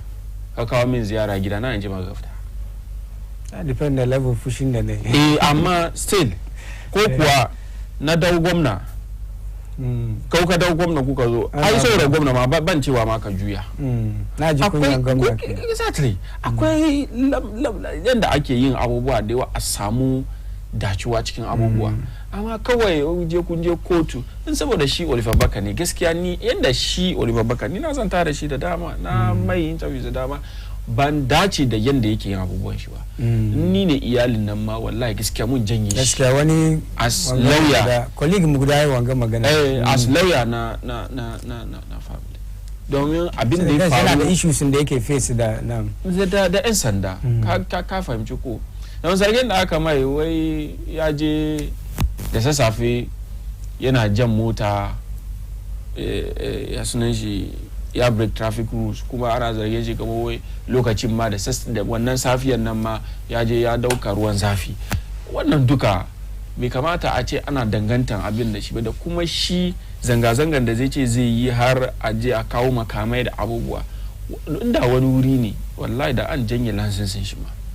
shi yasa ya kamata shin nan da kanshi in saboda shi ne suka ce za su shin nan da kanshi ya kamata su samu restraining order against shi kaka zo anywhere close ko kaka zo kusa da ejura ga abin da family nan dai suka fadi we regret to inform you and the general public that we have just received an ex-parte injunction obtained by the Ghana Police Service to stop the families of the victims of Ejura killings from going saying Islamic prayers and Quran recitals that were planned for their departed ones on Thursday 30th June according to the family where the families were also planning to clean the cemetery where they are buried and to build a tombstone over their graves now. Wanga me family no fed we are shocked to find that our courts are now being used to prevent us from mourning our dead relatives and performing the necessary customary and religious rites to observe their killing by the military now. Kan magana ga sun bi kan jita-jita kenan sun bi inda maganan da suka fadin ga haka ne tabbas gaskiya ne shi dai sanda ba su yake ba ga maybe initially yayi batun intelligence maybe police sun pick intelligence based on intelligence suka ce no bari mu je court mu samu wannan injunction na mu ya mu na juran nan nawa ne juran nan nawa ne da ba su so kewaye wurin. Okay. So I think with what you're talking about, maybe police pick intelligence. As they happen, but then we need to look at it from a systematic point of view. First of all, we may what does it entail? Number one, I a Quranic reciter. Number two, I may adua. Number three, I just cemetery at the Jara. Number four, I may one tombstone, tombstone. Now, these are the normal things that most Muslim communities will do for a departed soul. And so, they it's something there. Ba weza iwoni kagani woni gidigidi bani kuma at this point especially yake lokacin addu'a muna ga mutane suna da bacin rai sosai kuma bacin rai na is not the angry type on the zaka ga kamar suna son su agitate da shi yes kagani especially so ina ga kamar da ndawo unpick a lot of intelligence grounds say aka yi wider consultation because akwai maluma akwai opinion leaders cikin gari ka gane ko police they only intelligence ne aka pick ne suke so su diffuse ni an san yadda za a yi shi kuma bar wannan addu'ar ne yazo on to putting a restraining order on the addu'ar nan yanzu is rather abin da zai bar mutane ma su ji aushi the more because kagani this is a religious act and when it comes to issues of religion kuma kagani kana so ka take what also decision kana take shi tactfully because you know mutane suna su yi komai when it comes to issues regarding their religion they are very sensitive. Yes, they are very very sensitive. So again there were a lot of angles that the Ghana police could have used but then not to say that Bamusan have been but maybe this was the best option that they had but bottom line I feel that there were better options in there that's yours to pick which they could have done because Chief Imam Nana and I reach out to Chief Imam and I reach out to the Vice President Shikma Muslimini Kagani and I reach out to even the MP of the community and the MCE who played an active role who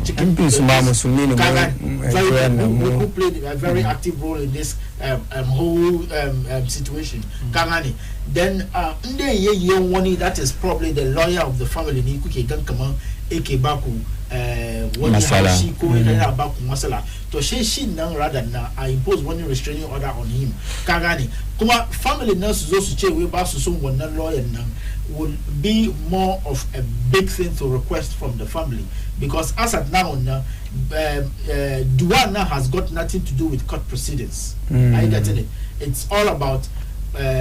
prayer. So I think the police could have actually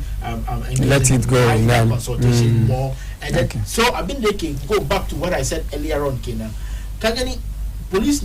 at all times Yafi Sugani Kamamba. One is a you now.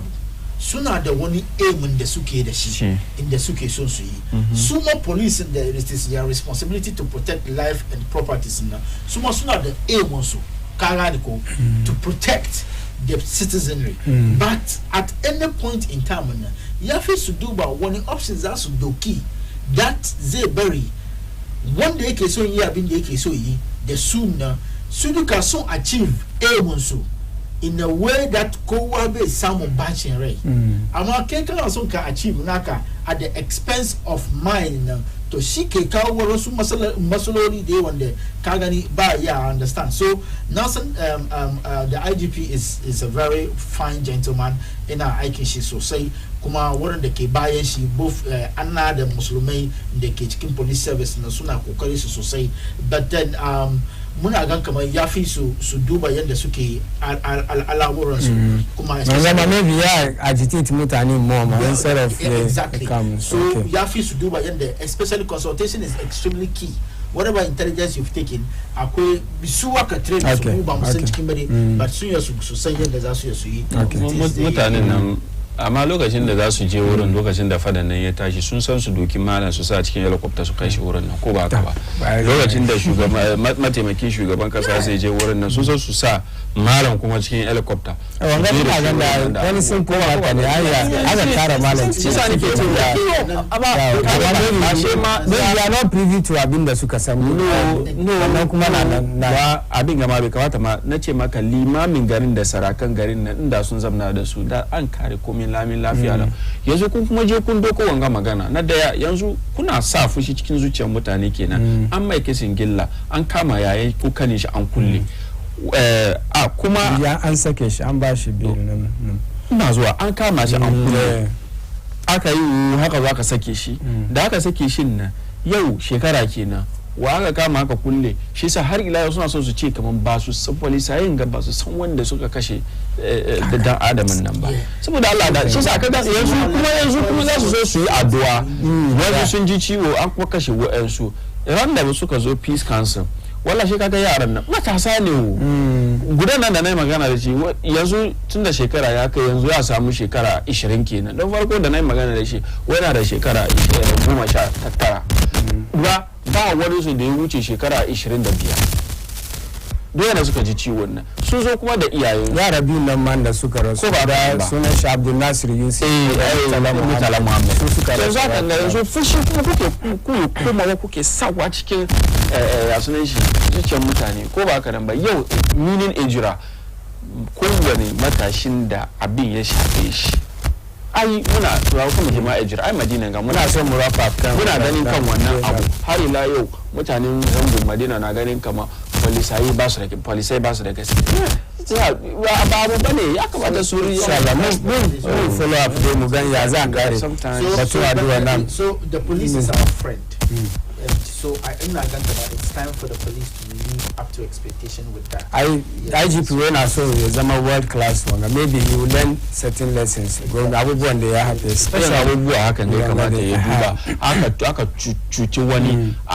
ba shi ya zama wani babban mutum ba, a samu gaskiya yanda za a yi a bi kan wani magana cikin gaggawa. Wani magana kuma na nan is equally important a bi kan wannan magana kuma. Gaba halaye da muna kan Alamuran Gari, sunana Jama Muhammad Ibrahim, inda ni da Abdul Hanan Adam journalist ne da GH1 da Abubakar ni Tinziko Ishaq Kinziko din da muka san yau kuma mun samu sabon suna, ban kira wannan suna taimaka muna karin bayani dai kan labaran da muka samu. Makanaki ne bai son sunan magana yana so yana ansawa sosai. Muna cikin tattaunawa da issues da mun duba batun e-levy, mun duba batun da ake kiran shi gabi wacce da ku muka yi batun demonstration a Rise Ghana yanzu kuma muna duban batun dai kaka dai wani yawan batu addu'an da haka aka kawo expert injunction kenan aka hana su wai kasu yi wannan addu'an da ke ma shekara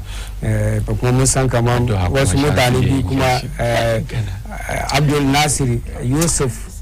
da Muntala Muhammad su ma suka rasa life su cikin demonstration nan duka dai mun duba mun tattauna to yanzu za mu je da major issue kuma da muka san jiya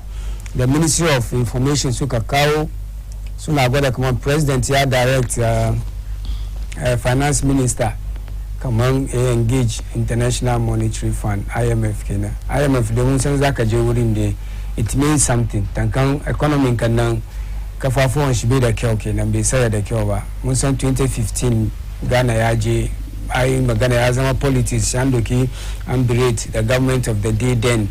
sai next government ga kuma da zai na gwada there's no way an koma back to IMF because ana da homegrown solutions to problems ko homegrown solutions ko homegrown problems isa what happened me yazo hali yazo yau za mu koma IMF kuma 11 nan da aka sa so much expectation nan shi ma gabi wacce da kuna gwada kamar information da yake da shi so far the 60 million kawai muka samu da aka expect as at now na 600 million isa IMF ne zai justified but they read muku messaging statement in there from the ministry nan guide discussion muku da ra'ayi mu where the president of the republic Nana Addo Dankwa Akufo-Addo has authorized Finance Minister Ken Ofori-Atta to commence formal engagements with the International Monetary Fund IMF Kenya, inviting the fund to support an economic program put together by the government of Ghana. This follows a telephone conversation between the president of the IMF managing director, Miss Kristalina Kenako Georgieva, sunan nan yayi wani conveying Ghana's decision to engage with the fund. As at a meeting on June 30, 2022, Cabinet indicated its support for the decision. Cabinet decision man aka yi tun da the engagement with the IMF will seek to provide balance of payment support as part of a broader effort to quicken Ghana's build back in the face of challenges induced by the COVID-19 pandemic, recently the Russia-Ukraine crisis, and signed by the Information Minister Kenan Kojo Opon MP. Alan Anan. It was to be expected. Domin abu ne da yake ya kamata. This is the 18th time da za mu IMF since independence. Wow. Mun je ya jima. Hai kowane gwamnati ya zo ya je. Chairman Rawlings ya je, Kufo ya je, ayan da Kufo ma mun je HIPEC. Kuma still mun je abin nan. Mu kuma je zamanin Tamils kenan. Mun kuma je zamanin lokacin da John Dramani Mahama ke rike da ragaman mulki. Kuma early 2015 kenan da Ghana ya karbi 918 million. Mun je wannan da mun je abin da yasa suka karbi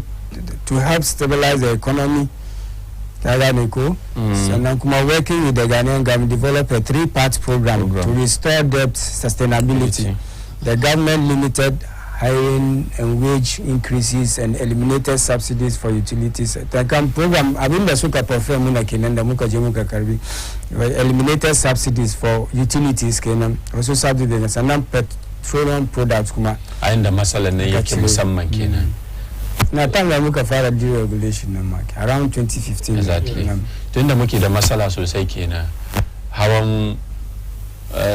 mai hawan wutan lantarki da kuma ruwa har ila yau wayan suna na su da masu gida suna da matsalan wutan lantarki da kuma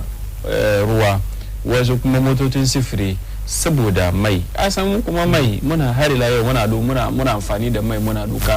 narka mai muna amfani da wato wutan lantarki da shi kamar da nake faduwa da zu ka ce wai mu dakanta mun zo mu duba kan wannan magana, ni abin da nake so in gani ne ya zama na tun da gwamnati a dacan ba ta son ta je wurin, yau masuwa ya zo ya kai mu aka ce wa su ya kai gaban goshi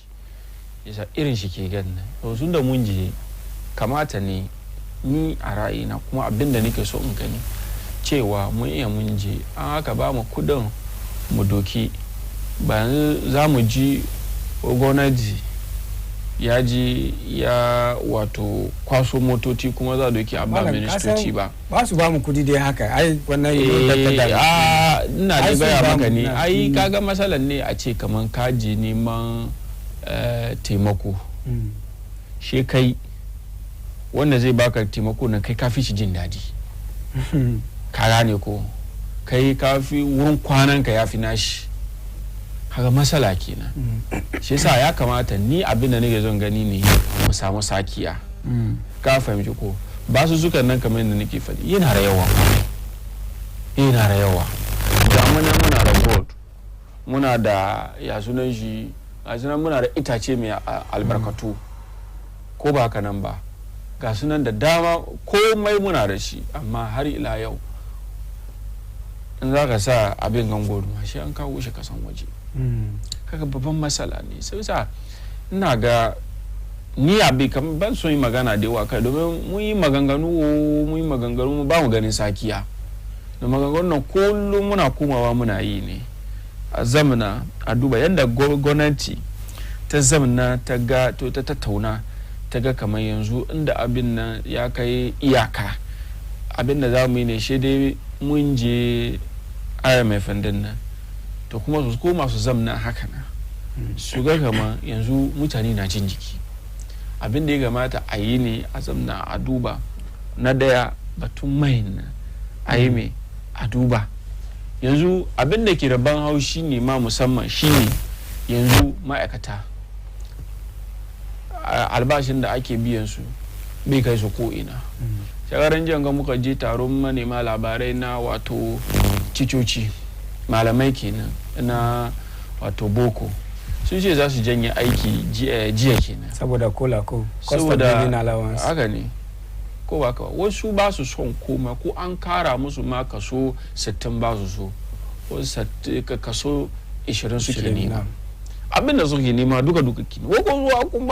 ba su ma kaso 60 ko nawa ba su so ba ni 20 ya min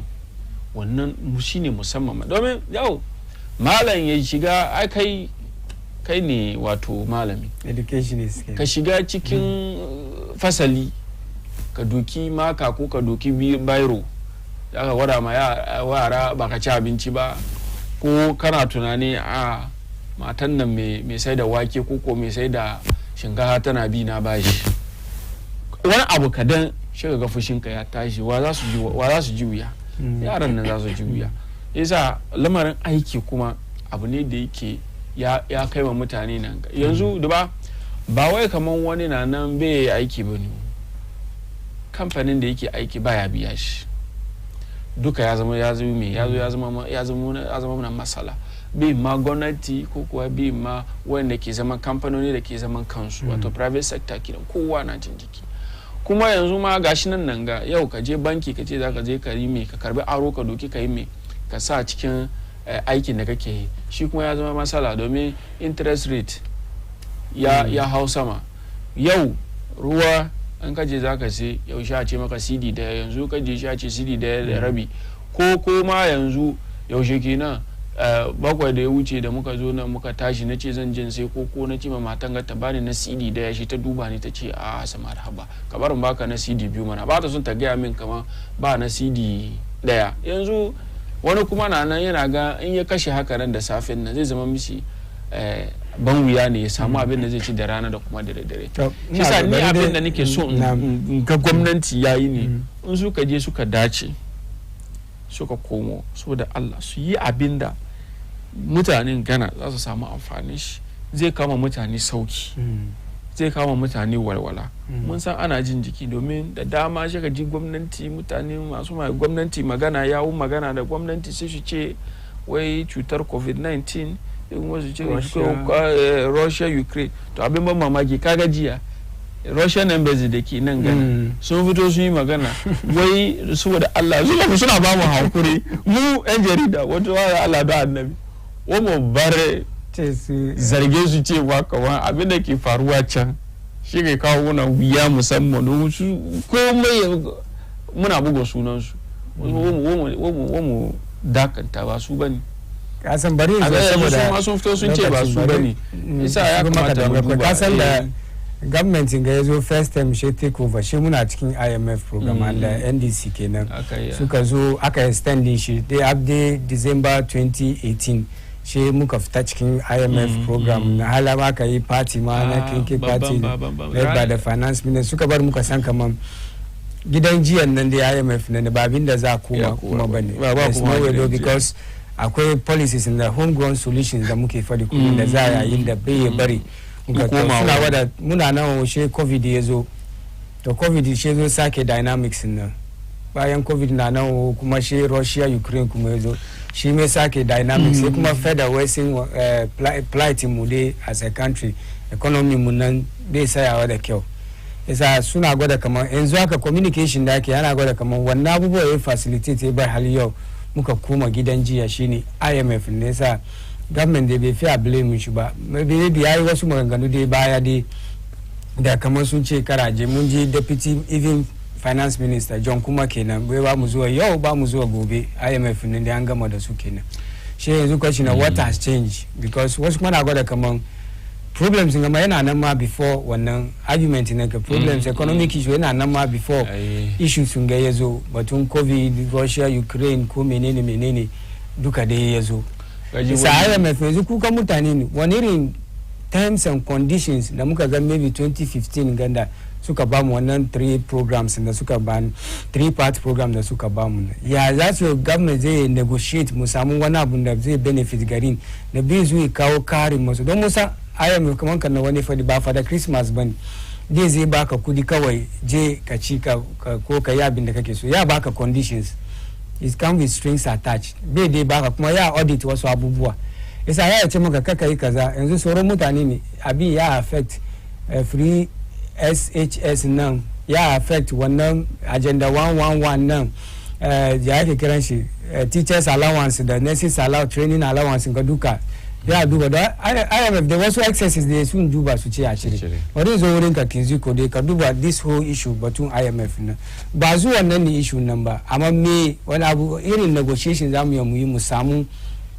wani abu da zai garin zai ci amfani nan tun da yanzu dai mun san kamar shakka ba mu dai mun je IMF nan so now very correct first of all ina gan kaman batun zuwa IMF I think it's long overdue ya kai kasan kamar nan from 2000 in 2020 kagani in 2020 the World Bank in collaboration with the IMF soon initiate one initiative and I call it DSSI that is yes na gan points in ya ke kiran so shi DSSI by Simmons ko it came somewhere around May 2020 during COVID time that is debt debt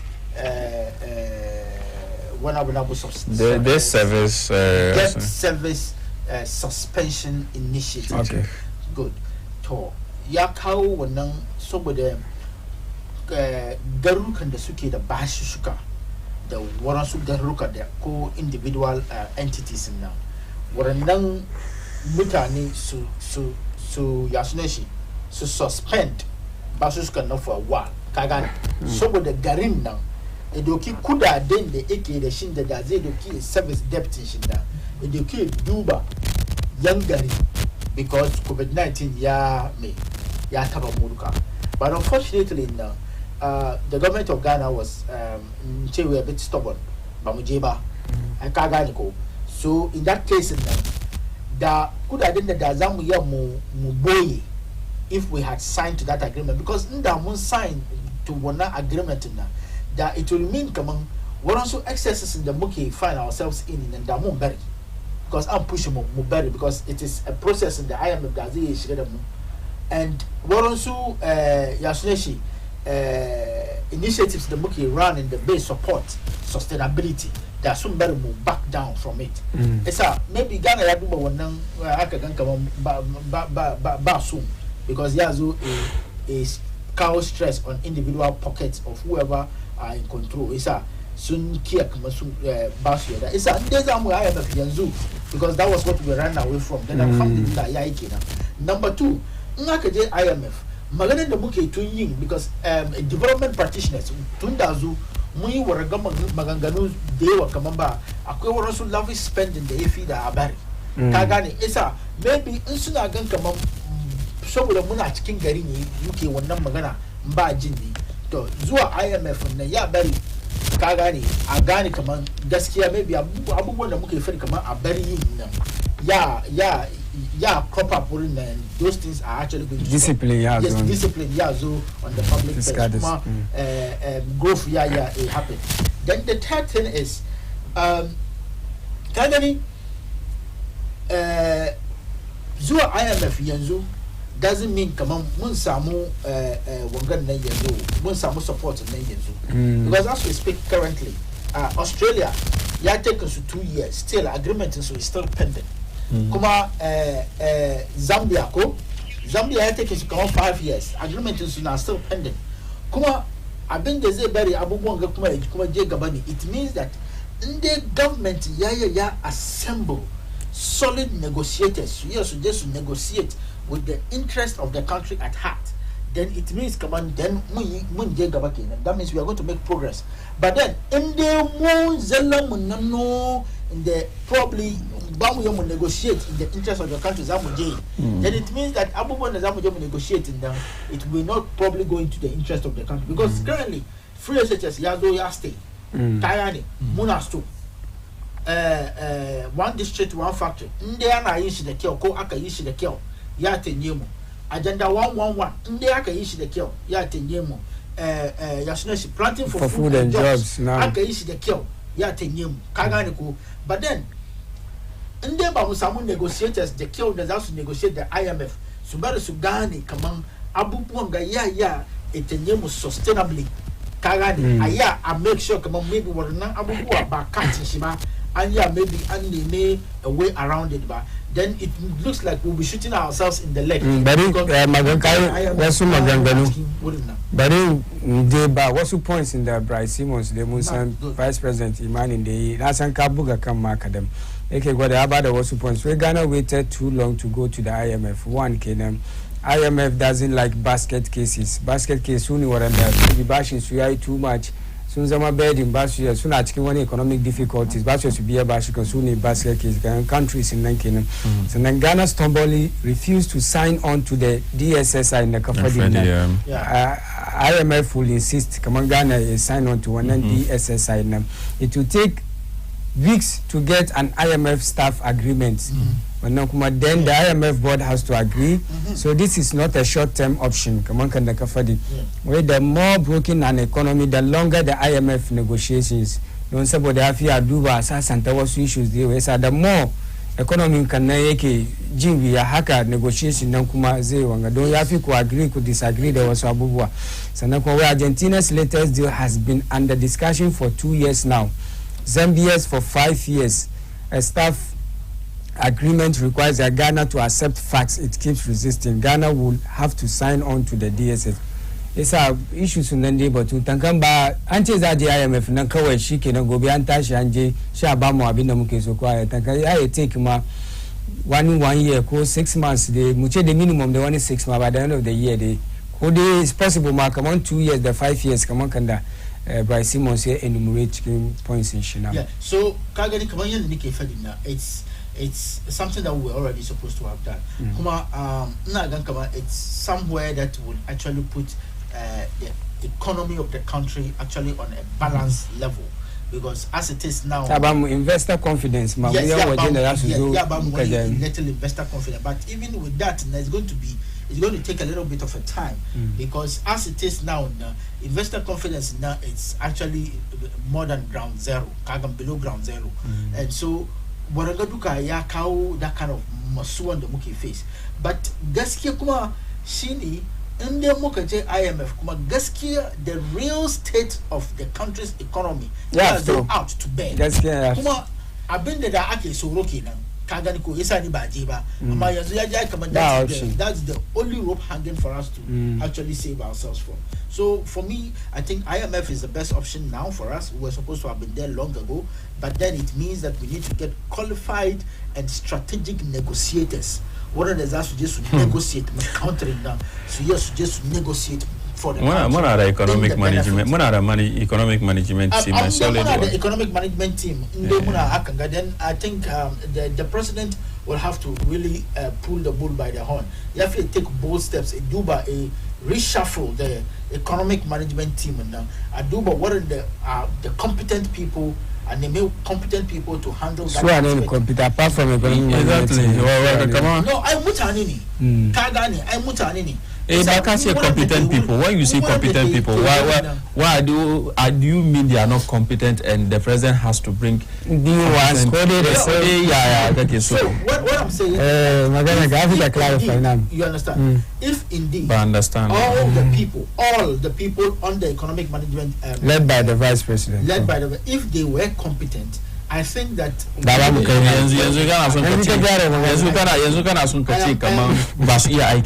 you are not getting me right.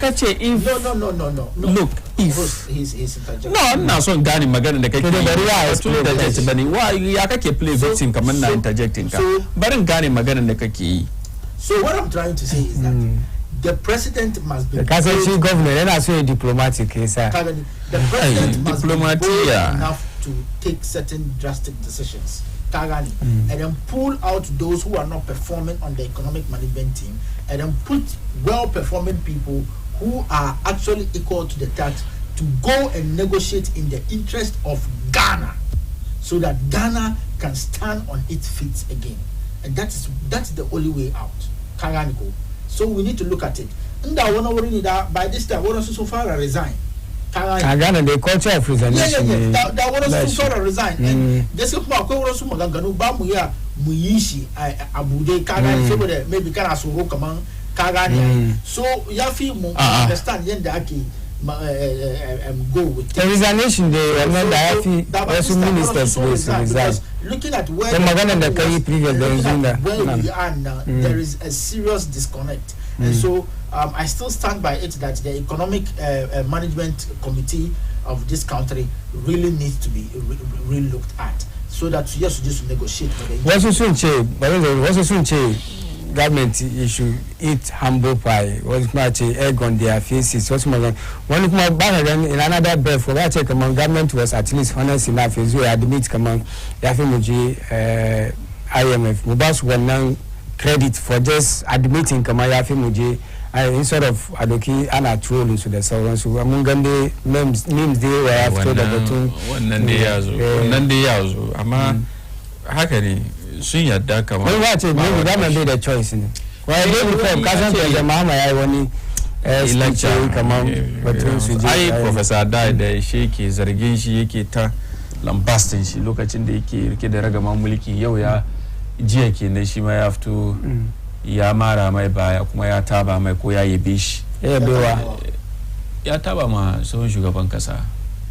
John Dramani tsohon shugaban kasa ba sofo ba tsohon shugaban kasa waya kokari wai ya gargadi gwamnati yanda za su tafiyatar da wai ai yayi magana ne kaman su je IMF nan da abinda zai kawo muna sauki a cikin wato kasa to shine ya fito yaba mai ko ya taba mai cewa kaza amma farko mun san yanda shi ma yake jijjifa mai lokacin da yake rike daga bambulki kamar yadda ka fadi shakka babu kamar yadda ka fadi sun yi kokari domin sun tabbatar kamar muna jin jiki ko akwai wuya cikin kasa domin mutane na kowa suna jin jiki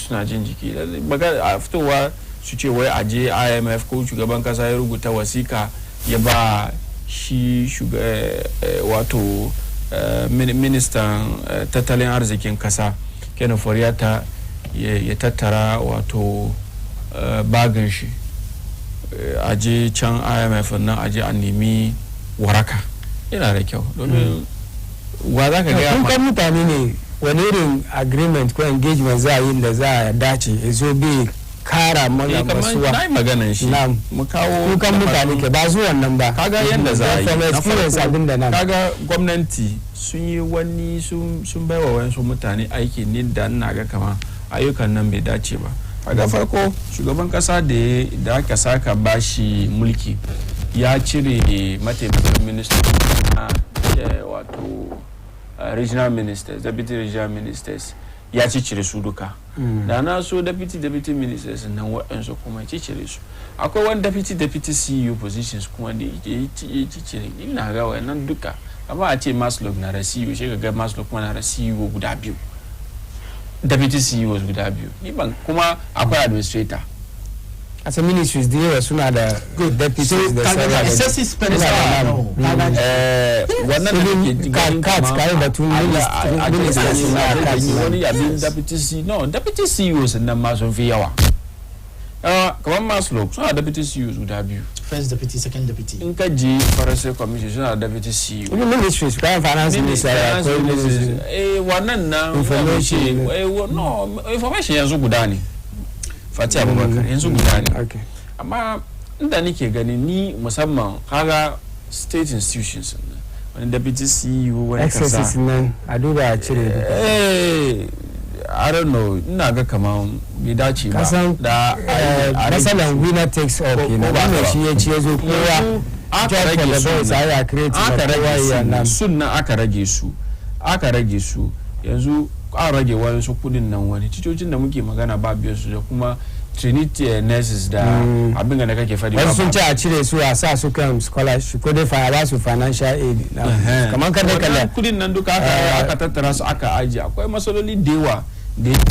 yanzu sunna muka ba su appointment ga su kuma ka ba su mota ka ba shi gida ka ba shi kaza wannan nan duka yana na ba ka 30 seconds ka rafa da issues shi yasa batun IMF nan ni dai naga zuwa wurin ya zama na zuwa ne da yake zai kawo muna waraka amma kamin ma mu dace da IMF nan ya kamata a ce mun samu gwamnati ya shirya wa'ansu abubuwa ko kuwa kudirori ko kuwa kudiri kenan da yake zai kawo muna zai kara rage muna wahalan da mutane ke yi kamin ma a ce IMF sun shigo domin abinda mu muke nema ya yi mun je cikin 10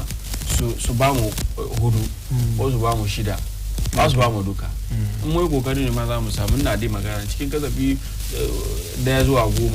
a zuwa sai wan ba mu iya wan ba mu koma ku yi haka mun ga zamani John Mahama abinda aka yi sun je sun ba freeze baya doki mutane aiki mutane sun kare school suna zanne gida ba aiki an cire wasu subsidies ka gane ko yasa wasu abubuwa na nan naga ya kamata su duba tun yanzu a so magance batun ni abin da ke damuna ne batun mai in mai ya hau yau jijikin nan ya kuma kenan 30 seconds go 1 minute. So first of all, government should really take a bold step on educating people on the e-levy, to restore confidence in the citizenry, so that citizens will go back to use the mobile money, so we can really generate resources in Kenya. Secondly, batun issue of kaka, the barbari akaidua na the government should intervene to see how best they could allow the 1 year dua to be observed and make sure that peace is also restored there, because I think that is also going to go a long way to actually calm nerves down within the particular within the Ejira community. Then the last one I'll talk about is Batum IMF. It's something that needs to go. I still stand by it. Negotiators in the Zasu just negotiate now. Yafi Musamo correct people the Zasu just negotiate can issue now. So these are the correct people. Correct people. Good negotiators negotiate in the interest of Ghana. Yes. So in the finance minister aka sa aiki ne sai baya kai wani daban kuma shi aka kai gani shi aka ce je engage ani ban yayin bangaren amma kana ka san kaman wani bai kokari ka san kaman amma kai ba ka kada ka yi magana amma kana cewa wani shi mai kokari a ji an shi kaga aka cire shi shaka last honorable makanaki ina son ce assalamu alaikum to concern Madina Youth Movement da kokarin da suke yin kan fada kan Madina Zogo Junction London na son ce every Madina youth yanda kowa ya samu hankuri ana bin kan legal process na is very okay kuma na ga 21st century abin da yake cikin kenan sa kowani youth in Zongo I give you thumbs up and I salute each and every one of you kuma na gaishe da momu na sana kwante da pop na Karim Abdullah mata na kuma da sosai abin da yake ciki yasa bayan kuma one last advert saboda Allah ku ita kawo advert nan ba ba batun kudin ka kato ba wanga media house namu ne kun gani ko yasa in dai mun namu ne ba advert nan yafi mu kawo shi nan ga na san kana da kada ko 500 Ghana cedi ma ka zo baina an san arrangement da za yi da ka miliyon 5 ke 500 Ghana cedi miliyon 5 an ya a baka advertisement ce miliyon 5 business ka je very far kuma business ka progress kuma bayan shi suna da technical team da za su yi su zo su yi tanye ka a baka consultancy advice kan business ka yanda zai grow bayan kenan namu mu mu make sure kamar mun support su advert nan ku zo da shi na san chairman Jama ya aje numbers Bina TV na san technical man Nigeria yes very aje numbers nan kan shi ku call no ku fara tambayan ya za ku zo ku advert kuma ya yi very necessary kaga ya kira ka chairman yanzu aka ka chairman kaga chairman ku ya to barin da key messages wai Hanan Nziko ayiko Abdullahi Ahmed Idus kenan wace muku ayi ko kokari sannan Eura Kabakwe Suleiman shi ma wai great show Kuta Kairi Kuta mashallah wai great show mashallah Kiziko highlighted some of the leakage in our economy today. We are proud of you kasan Kiziko economy kuma ne wani part-time economics shi zai je economic management so Ewura kuma still Suleiman shi ma Ziko is making all the necessary arguments sannan Sharif Mandeya kuma wai Bra Hanan kana baka na Bra Hanan kenan mun gode kwarin da kuka kawo messages kuma mun gode kan Facebook kenan to jama'a nan ga zamu dasa aya inda zamu kawo karshen al'amuran gari inda ka kawo bakin mu suka zo suka tattauna dadin bakin su dai suka yi sun yi dadin baki kuma ya dace da ba mun gaishe shi ba ya kawo masala shi ya turo message da Chama Idus Abdullahi Idus the blogger suna gidan guda Abdul Hanan Adam kenan da muka san shi journalist ne da jini tuwanci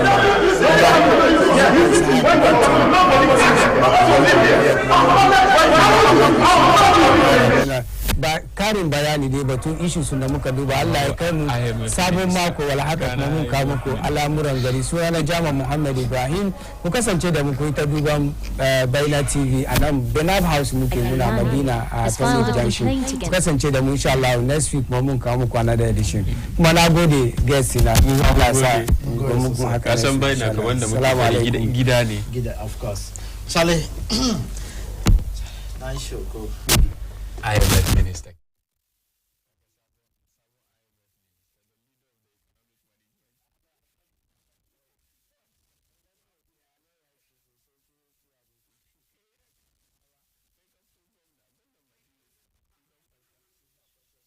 Bestowed on my mother's self, like first edition Almighty God and the Ghanaian. When